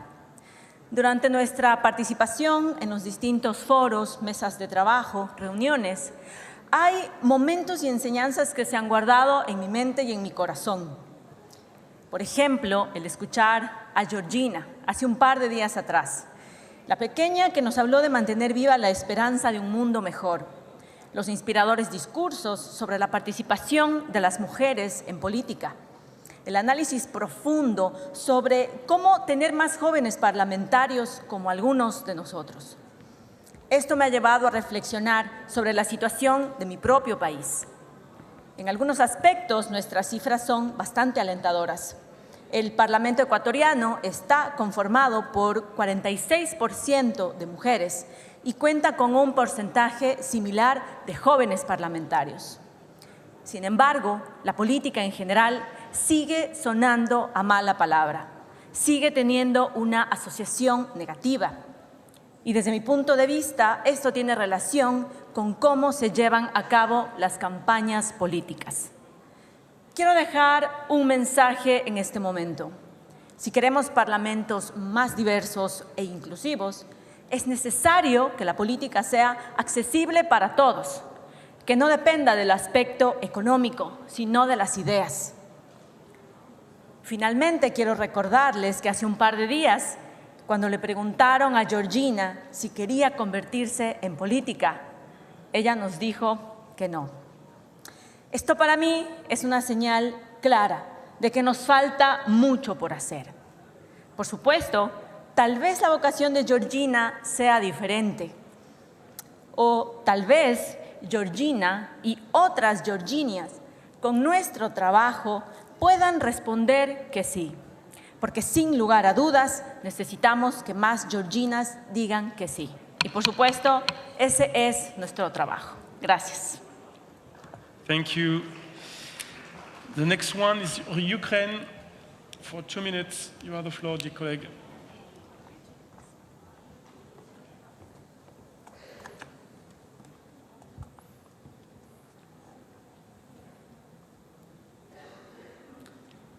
Distinguished colleagues, Ukraine stands today not only defending its sovereignty, but defending the very principles upon which this institution is built. We are defending a principle that law must prevail over force. Because if the world accepts that might makes right, we will not have order, we will have chaos. For more than 4 years, Russia's full-scale invasion has tested this principle. Cities destroyed, thousands of lives lost, millions displaced, but the most dangerous consequence is global, the erosion of international law. If aggression is tolerated, it will be repeated elsewhere by others. There can be no double standards. Sovereignty and territorial integrity are not optional. They are a foundation of international peace. A just peace is not a pause. It is not a compromise with aggression. It is the full restoration of international law. At the same time, Ukraine continues to act responsibly. Despite the war, we can contribute to global food security and support regions that depend on stable supplies. But let us be clear. Stability cannot exist where aggression is rewarded. Today, every nation faced a choice to defend the rules or to live in a world where rules no longer matter. Ukraine has made its choice. We ask you to stand with us. Thank you.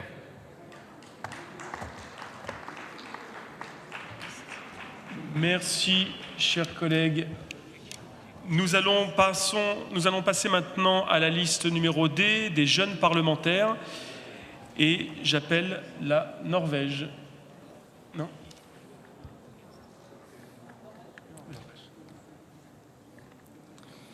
C'est à vous, chers collègues. Chairperson, distinguished colleagues, the current state of the world is having a huge impact on future generations. At the moment, we are failing them.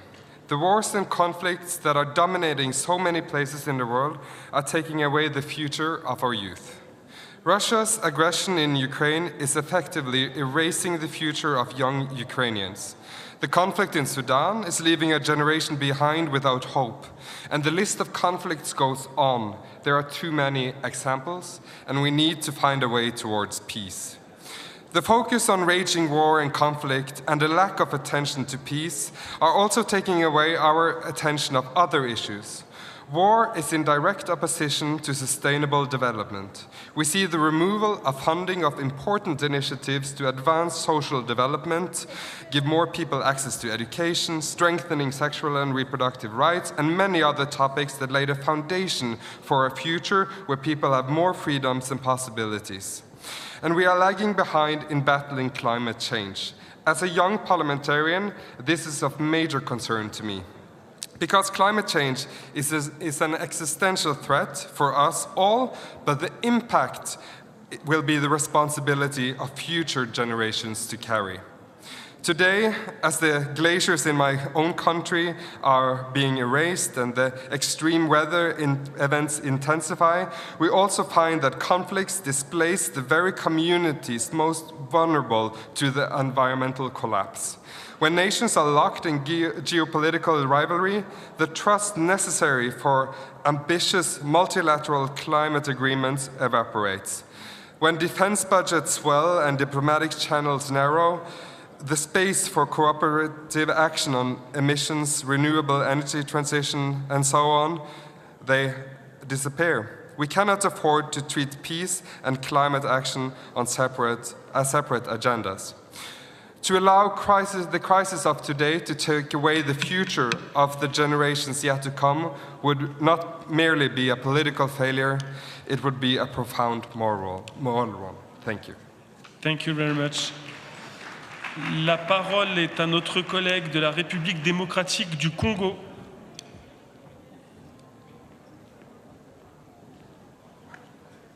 C'est à vous, chers collègues.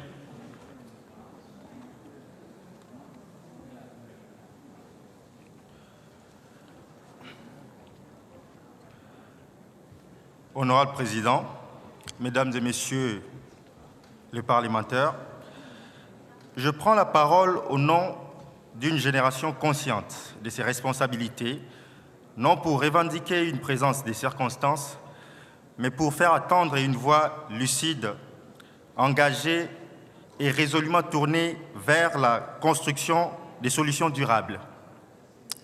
Cette voix est celle de la jeunesse congolaise, une jeunesse qui vit les thèmes de notre Assemblée comme une réalité concrète. Dans cette perspective, mon pays poursuit, sous l'impulsion du président Félix Antoine Tshisekedi Tshilombo, des efforts constants en faveur de la paix, du renforcement de l'état des droits, de la réforme des institutions et de la promotion d'une gouvernance davantage attentive aux aspirations de la population, notamment de la jeunesse et de femmes. 3 convictions me paraissent aujourd'hui essentielles. La première est que la paix ne se proclame pas. Elle se construit par les dialogues, dans le respect de la souveraineté et de l'intégrité territoriale, à travers la cessation des hostilités. Dans cette œuvre, la diplomatie parlementaire a un rôle majeur à jouer. La deuxième est que la confiance dans les institutions demeure au cœur de leur légitimité. Elle se renforce par la transparence, la responsabilité et l'engagement constant en faveur de l'intérêt général. La troisième est que la justice entre les générations nous oblige à penser loin.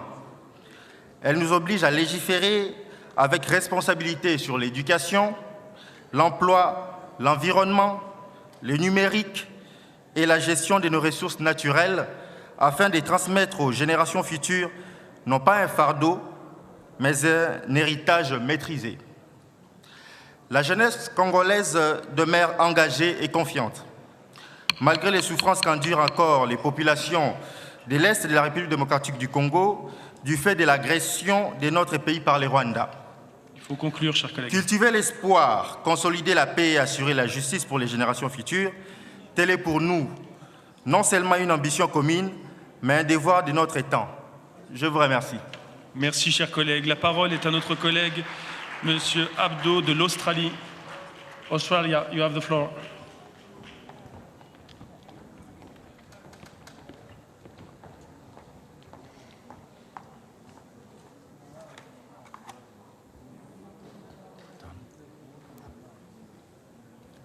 Thank you, colleagues. Parliaments have an obligation to respond and shape how change is realised within and across societies. I am proud to represent a community in Australia driven by purpose and with pride in our area, an area that has built much and remains determined to build what comes next. We are living through a structural economic shift. Production is moving away from traditional manufacturing toward technology-intensive sectors. Yet this transition is deeply uneven. Its gains are concentrated while disruptions are widely shared, across countries at different stages of development, across regions and across economic fault lines. Without deliberate policy, technological change risks reinforcing global and domestic inequalities rather than reducing them. For some, it creates new opportunity. For others, it deepens existing vulnerabilities. Labour markets are no longer stable or predictable. The model of front-loaded education followed by lifelong employment is fraying. Instead, economies require continuous skill systems where reskilling and upskilling are accessible and responsive to change. Young people will carry the consequences of policy decisions. We are entering a state of continuous economic adjustment with corresponding skills development needed across these stages. This places a responsibility on parliaments to build institutions that are effective and forward-looking, education systems that evolve with technology, labour policies that protect workers' rights in forms of employment that are increasingly less static, and development strategies that reflect differing national contexts rather than assuming a single pathway. It also requires recognising young people as co-creators of policy. Their inclusion is essential to ensuring that policy reflects lived economic realities, recognising that economic resilience will depend on their ability to navigate the change ahead, not just inherit it. The task is to shape this transition deliberately, equitably, and with a clear understanding of the social and economic realities shaping Australia, the Asia-Pacific, and the world. Thank you. Thank you. Thank you very much. La parole est à notre collègue Madame Mahachaoui de la Tunisie. Vous avez la parole, chers collègues.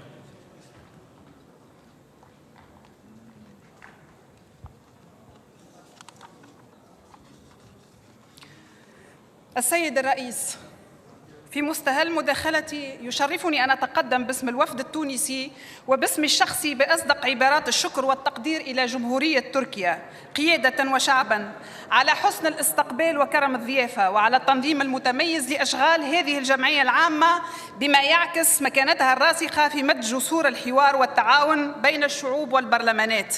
سيد الرئيس، السيدات والسادة، أتحدث إليكم اليوم كامرأة تونسية عربية شابة لأطرح سؤالاً بسيطاً في ظاهره لكن عميقاً في جوهره. كيف نعزز الأمل في عالم يطغى عليه اليأس والإحباط بشكل ممنهج؟ كيف نصون السلام بينما تقصف النساء في لبنان وغزة وتباد عائلات بأكملها ويشرد الأطفال وتدمر المدارس والمستشفيات ودور العبادة في أكثر من بلد عربي وإسلامي، بل ويمنع المصلون ولمدة 40 يوم من ارتياد الأقصى وغيرها في مواسم دينية؟ وكيف نضمن العدالة للأجيال القادمة إذا كانت هذه الأجيال تولد اليوم تحت القصف وتنشأ في ظل الخوف والحرمان؟ الحقيقة المؤلمة هي أن الأمل لا يمكن أن يبنى على ازدواجية المعايير. هناك من يتحدث باسم حقوق الإنسان ويقدم لنا دروساً باسم حقوق الإنسان. كيف يقدم لنا دروساً في المواثيق الاتفاقيات الدولية لكنه يصمت أو يبرر حين تنتهك هذه الحقوق أمام أعين العالم؟ أي رسالة نوجهها للأجيال القادمة؟ أن العدالة تطبق حسب المصالح؟ أم أن القانون الدولي قابل للتأويل عندما يتعلق الأمر بالأقوياء؟ ويظل التساؤل: لماذا وجدت المنظومة الدولية الحالية بعد الحرب العالمية الثانية؟ وما الفائدة من وجود منظمة الأمم المتحدة أمام السلبية السائدة على مستوى المجتمع الدولي واستفحال ظواهر العنف والعربدة من قبل كيانات تعتبر نفسها دول؟ من منظور جندري لا يمكن الحديث عن السلام دون النساء ولا عن المستقبل دون حماية الأطفال، فالمرأة في منازع النزاع ليست مجرد ضحية بل هي أيضا صانعة سلام إن منحت الفرصة. لكن أي سلام ننتظره إذا كانت الفتيات يحرمن من التعليم بل وتقصف مدارسهن والأمهات يفقدن الأمانة؟ ولنا أمثلة كثيرة في منطقتنا العربية والأطفال يحرمون من أبسط حقوقهم في الحياة. الأمل ليس شعارا نرفعه بل مسؤولية نتحملها، والسلام ليست نصوصا نوقعها بل التزاما نحميه، والعدالة ليست وعدا للأجيال القادمة بل حقا يجب أن نضمنه. لذلك سيد الرئيس أدعو إلى إنهاء الانتقائية في تطبيق القانون الدولي إلى حماية فعلية للنساء والأطفال في كل مناطق النزاع، وشكرا لكم. Merci, chers collègues, merci. Je laisse la parole maintenant à notre collègue Sanchez Rodriguez de Mexique. You have the floor, dear colleague.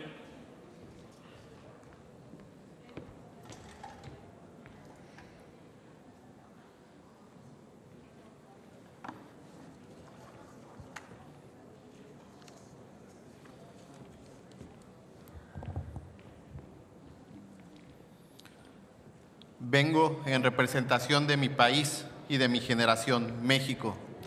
Soy Ernesto Sánchez, soy mexicano y soy diputado de oposición del Partido Acción Nacional. La situación en mi país es complicada.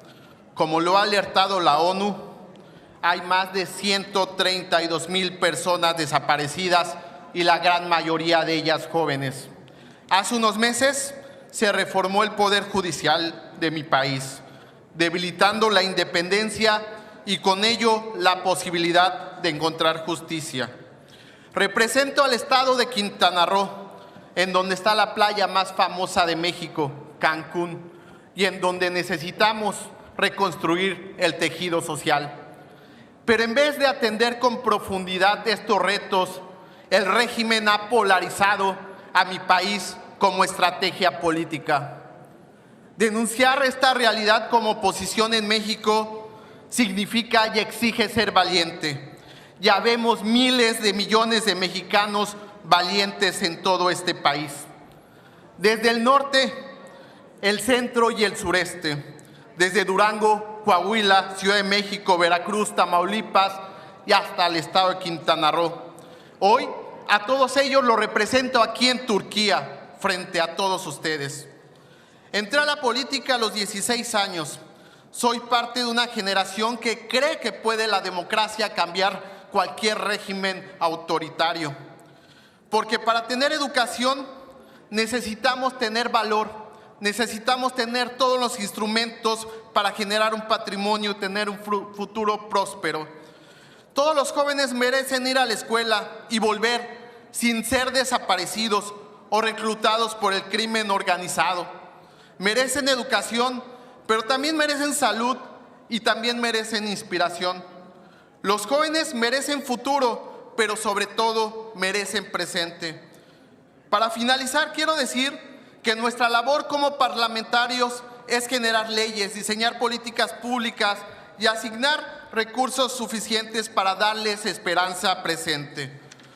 Porque los que nos dedicamos a la política sabemos que un país no puede ser para unos ni debe de ser para otros. Las oportunidades no pueden ser para unos, deben de ser para todos.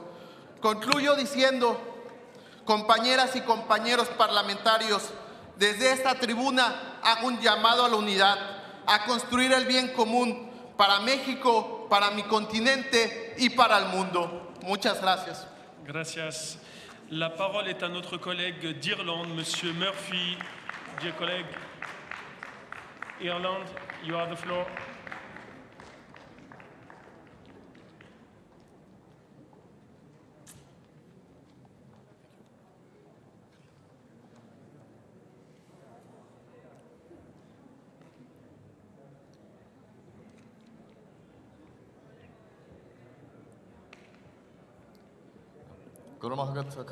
Thank you, Chairperson. Agus Gurmaha give Don Winter and Turk, Don Falchamora, Torshiv Dun, Ire and Shopton Shaw. Thank you to the people of Turkey for the great welcome that you've given us throughout the last week. Coming from Ireland, a small nation on the western periphery of Europe, after centuries of economic struggles, we clearly understand the challenges posed by emigration and the generations of brain drain caused by the departure for economic reasons of many of our most highly skilled and qualified young people. Over the last 20 years, however, this trend has flipped completely. Ireland has seen unprecedented economic growth and opportunity. The old challenges of immigration have been replaced by what is for us the very new experience of immigration and population growth. As a country, we have very successfully worked towards and achieved strong economic progress, but unfortunately without the necessary planning for the consequences of this economic success. In terms of infrastructure, and most especially the lack of housing supply, our young people feel the consequences of this most sharply in their daily lives. Ireland, from an international point of view, can be looked on as a study case for any small nation that aspires to economic success as to how planning for the consequences of economic success must not be neglected, in the strive for this economic growth, and how sharply this lack of planning can impact on the circumstances of those young people starting out in their lives. Thank you. Merci, chers collègues. La parole est à notre collègue de Thaïlande. C'est à vous, chers collègues. You have the floor.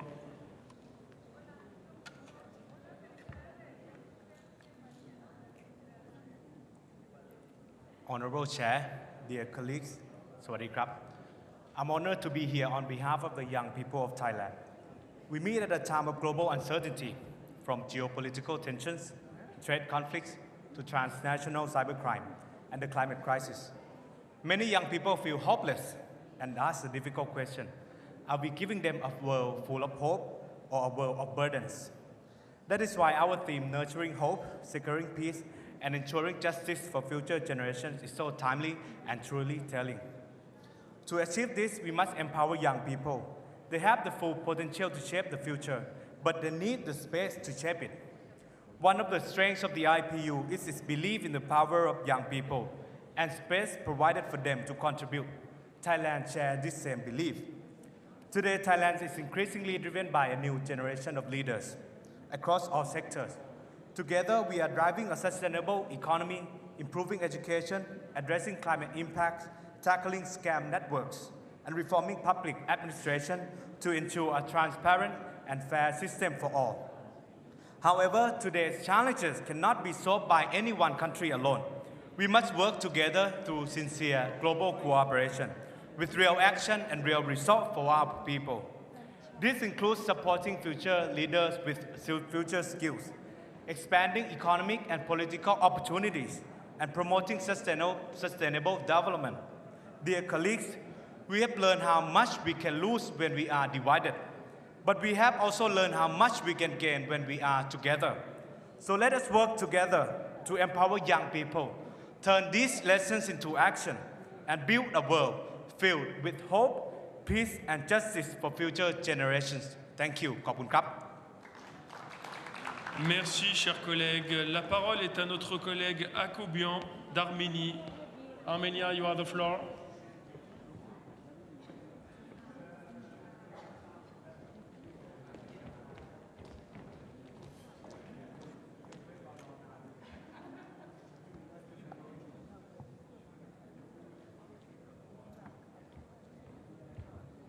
Thank you, Honorable Mr. President, distinguished colleagues.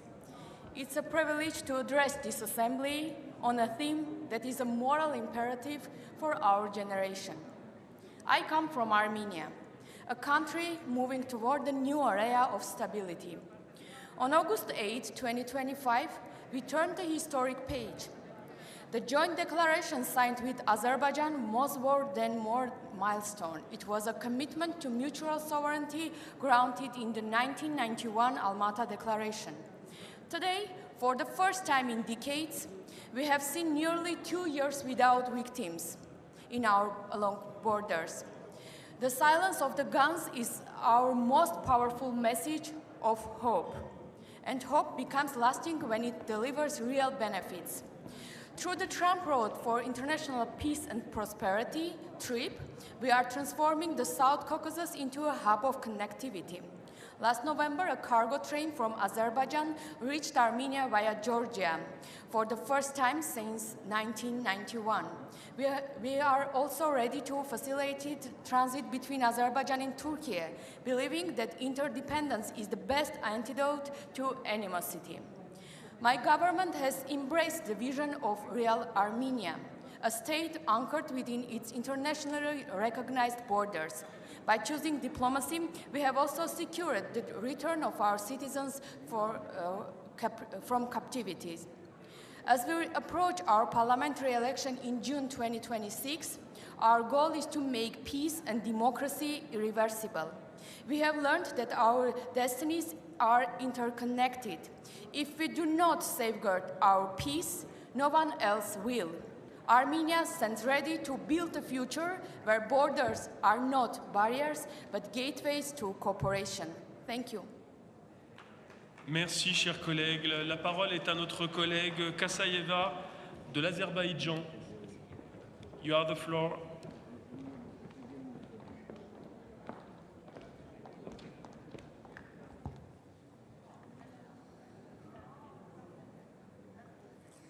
Thank you, Honorable Chair, distinguished guests. Young people are one of the fundamental driving forces shaping the future of every society. And in this regard, the decisions taken today will have a lasting impact on the lives of future generations. The crises we are facing in today's world are not isolated issues, but interconnected global challenges. The weakening of trust in international law, gaps in its implementation mechanisms, and growing social inequalities pose serious risk to international peace and stability. This reality shows that parliaments must play a more active role in ensuring the implementation of international law at the national level and enhancing oversight of compliance with undertaken obligations. In this context, it's worth noting that the Republic of Azerbaijan's primary objective is to ensure lasting peace and stability in the region, with every step aimed at achieving this goal. The strength of parliaments comes from their role as a link between the people and the state. However, this connection can only be effective when decision-making processes are inclusive and all segments of society, particularly young people and women, are meaningfully involved. In this regard, Azerbaijan offers a wide range of opportunities for young people to realize their potential.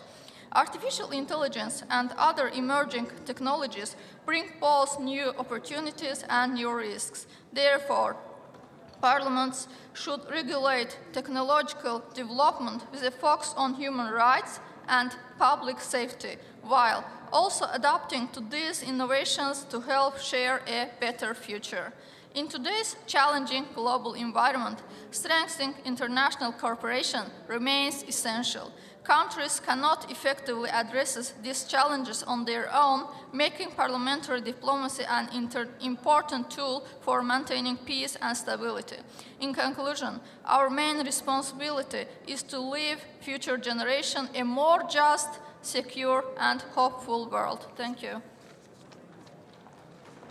Thank you, dear colleagues. La parole est à notre collègue du Liechtenstein. Liechtenstein, vous avez la parole.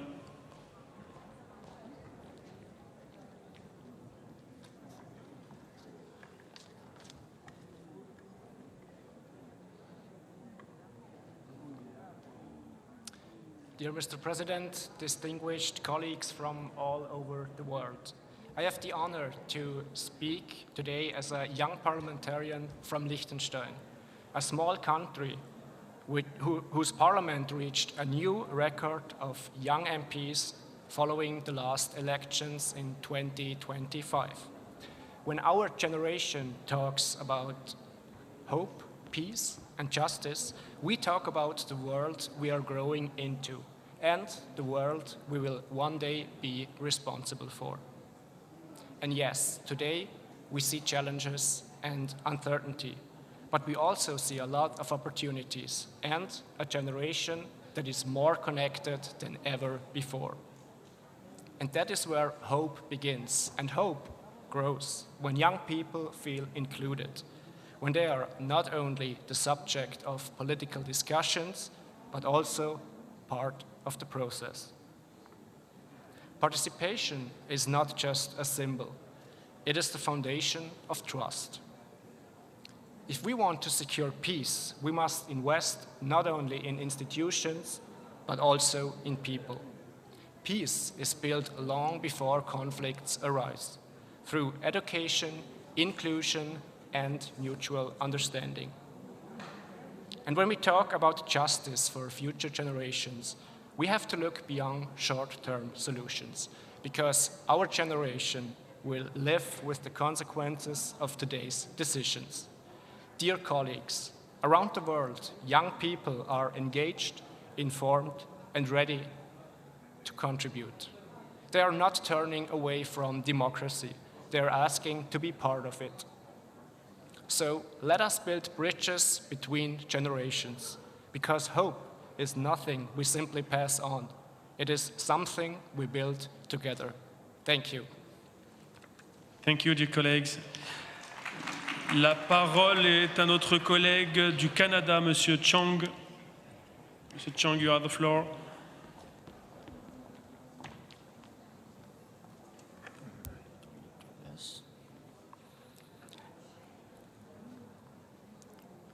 Fellow parliamentarians and friends, I am honored to join this global conversation. As a member of the Canadian Parliament, I stand before you as a parliamentarian who is Asian, immigrant, and proud gay. My presence here was not guaranteed.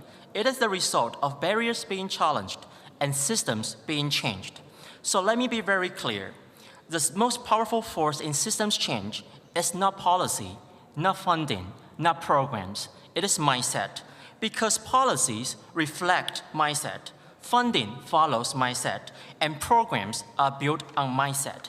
If we do not change how we think, we will rebuild the same system that produces inequality, just more efficiently and effectively. In Canada, change started with truths. In 2017, our Prime Minister acknowledged in the House of Commons the systematic harm against two LGBTQIA+ individuals. But truth does not change system, action does. And action begins the moment we stop accepting outcomes as predetermined. Because what we call inequality is very often design. Systems are not neutral. They are built on priorities. They are built with biases, with consequences, and they deliver exactly what they are designed to deliver. If we want new outcomes, we must redesign with intention. That means bringing new voices into decision-making. That means shifting power. That means choosing courage over comfort. Because when we change who decides, we change who the system serves, and that changes everything. So the question is not whether systems change. The question is this: will we redesign them intentionally, decisively, or will we allow them to keep failing people as designed? I urge all parliamentarians to address barriers faced by youth, women, people with disabilities, immigrants, and two LGBTQIA+ people, and to act with urgency to remove them. It is my responsibility, and equally, it is yours. Merci beaucoup. Merci, chers collègues. La parole est à notre collègue de l'Assemblée parlementaire de la Méditerranée, Monsieur Metazza. Donc non, la parole, pardon, est à notre collègue de l'Iran, Madame Rafei.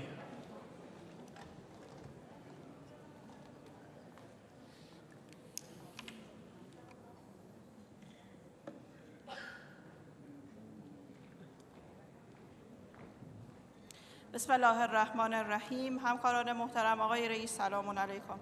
من از سرزمینی آمدم که در سابقه 2500 ساله حکمرانی و تمدنی خودش آغازگر هیچ جنگی نبوده.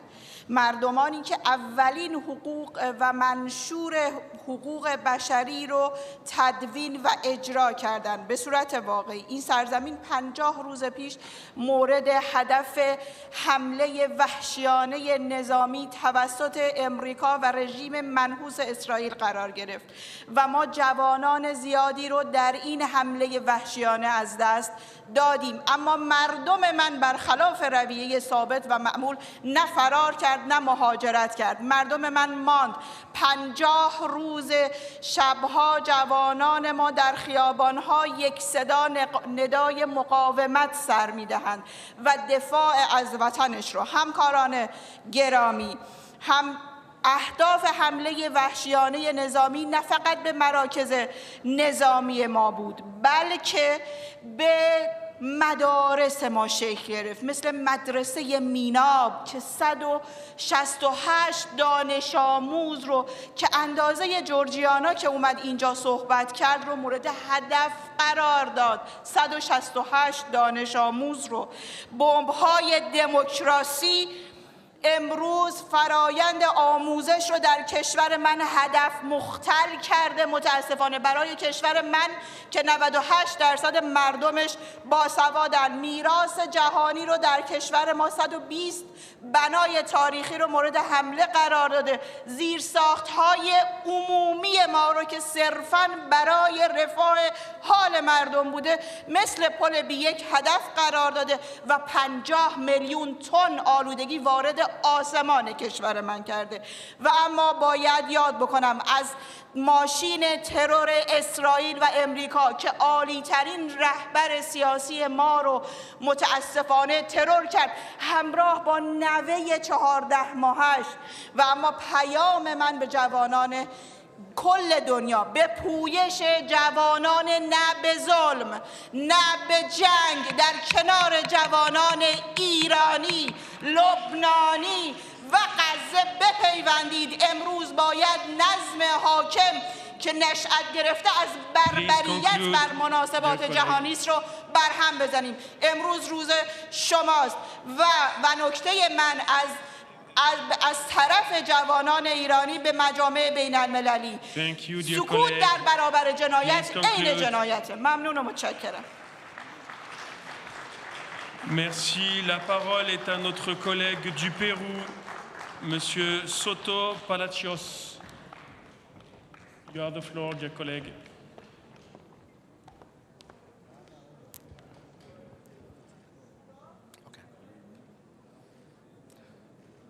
Señor presidente, muy buenas tardes y colegas parlamentarios del mundo. En principio, quiero agradecer a los hermanos de Estambul por su cálida acogida y felicitar por su hermoso país. Nuevamente nos encontramos para tratar un tema trascendental en la coyuntura actual: el fomento de la paz, la consolidación de la paz y el aseguramiento de la justicia en el mundo. La paz nos impulsa a lograr un futuro mejor y alcanzar la paz. Es un deseo de todos. Para garantizar ello, debemos de asegurar una justicia imparcial y el cumplimiento de los derechos humanos. Solo así podremos mantener el orden social en el mundo. Actualmente existen conflictos bélicos que amenazan nuestra estabilidad. Por ello, trabajemos para que las diferencias se solucionen pacíficamente. No podemos pensar que, causando la muerte de miles de personas inocentes, se pueda alcanzar la paz y la justicia. Por ello, propongo hacer un pronunciamiento de la UIP llamando a los líderes de las naciones que hoy tienen diferencias para que depongan sus actitudes beligerantes e inicien un proceso de diálogo alturado y responsable. Dejemos a las futuras generaciones un mundo mejor, donde la esperanza, la paz y la justicia estén sobre el desarrollo y el conflicto y la arbitrariedad. Finalmente, no quisiera concluir sin antes agradecer a la Unión Interparlamentaria por haberme permitido ser parte de esta importante organización durante los 5 años y por organizar a mi solicitud la 11ª Conferencia Mundial de Jóvenes Parlamentarios en mi país, Perú. Muchísimas gracias. Merci, chers collègues. La parole est à notre collègue de l'Ukraine, Madame Tacheva.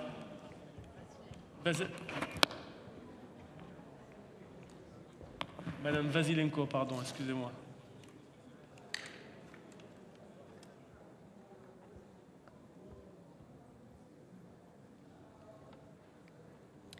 Merci, Président. Dear colleagues, distinguished guests, hope, justice, peace. Such important concepts in the world of today. Justice preconditions long-term peace. Without justice, peace remains only a hope. A pause between wars at best, benefiting the aggressor. Today, justice is missing in many parts of the world. It has been absent in Ukraine since 2014, when Russia began its unprovoked aggression by annexing Crimea. To us in Ukraine, this aggression seems never-ending, and we live the consequences of it every day.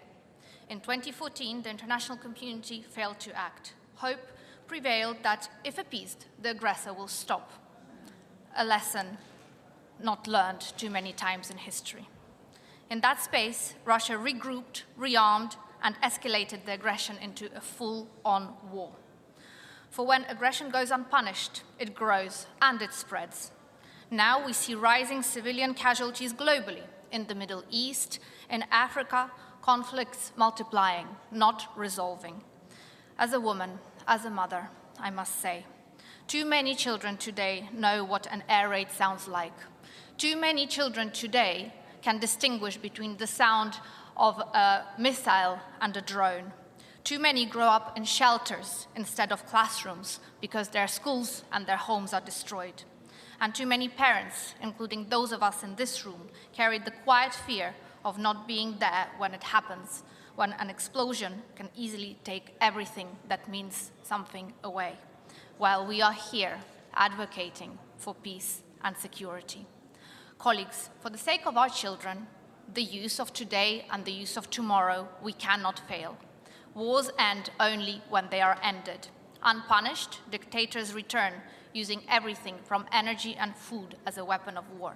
I say this not from theory. Many years of life in war taught us in Ukraine to take defense seriously and push for accountability. So I urge you, endorse the Special Tribunal for the crime of aggression in Ukraine, support Special Claims Commission for the victims.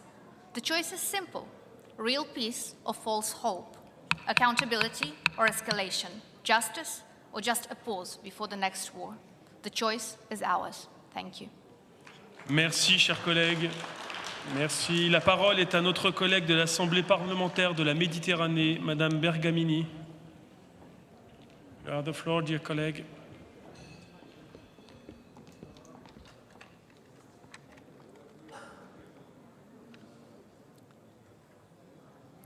Thank you very much, Mr. President, and thank you, dear colleagues and guests. I am the last speaker, so thank you very much for your resilience in being here.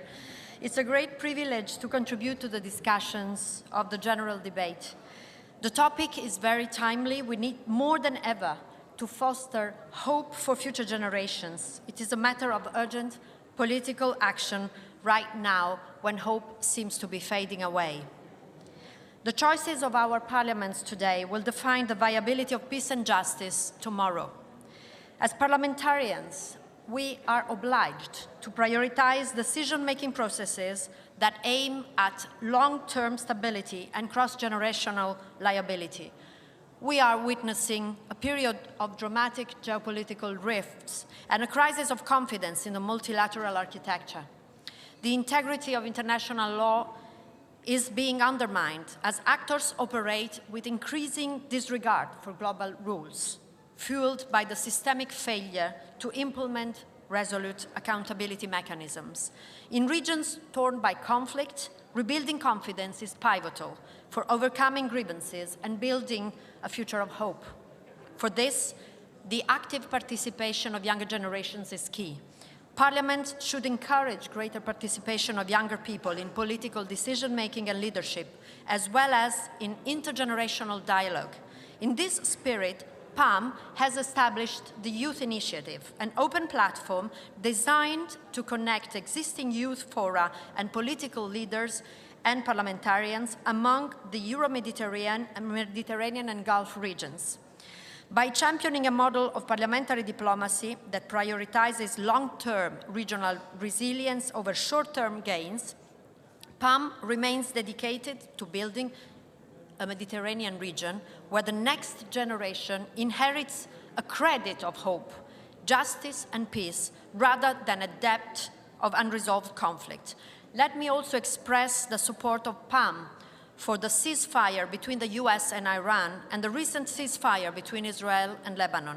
The escalation has threatened to engulf the entire region with catastrophic consequences. Let us all work towards ensuring that this pause in hostilities matures into lasting peace and stability for our younger generations. Thank you. Merci, chers collègues. Merci, chers collègues.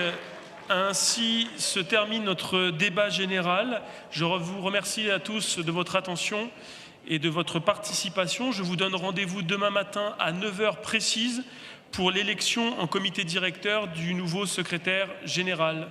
Merci et bonne soirée à tous. Et je vous invite bien sûr à aller à la soirée culturelle qui est organisée par notre pays hôte, la Turquie. Et merci à tous de votre participation. Bonne soirée.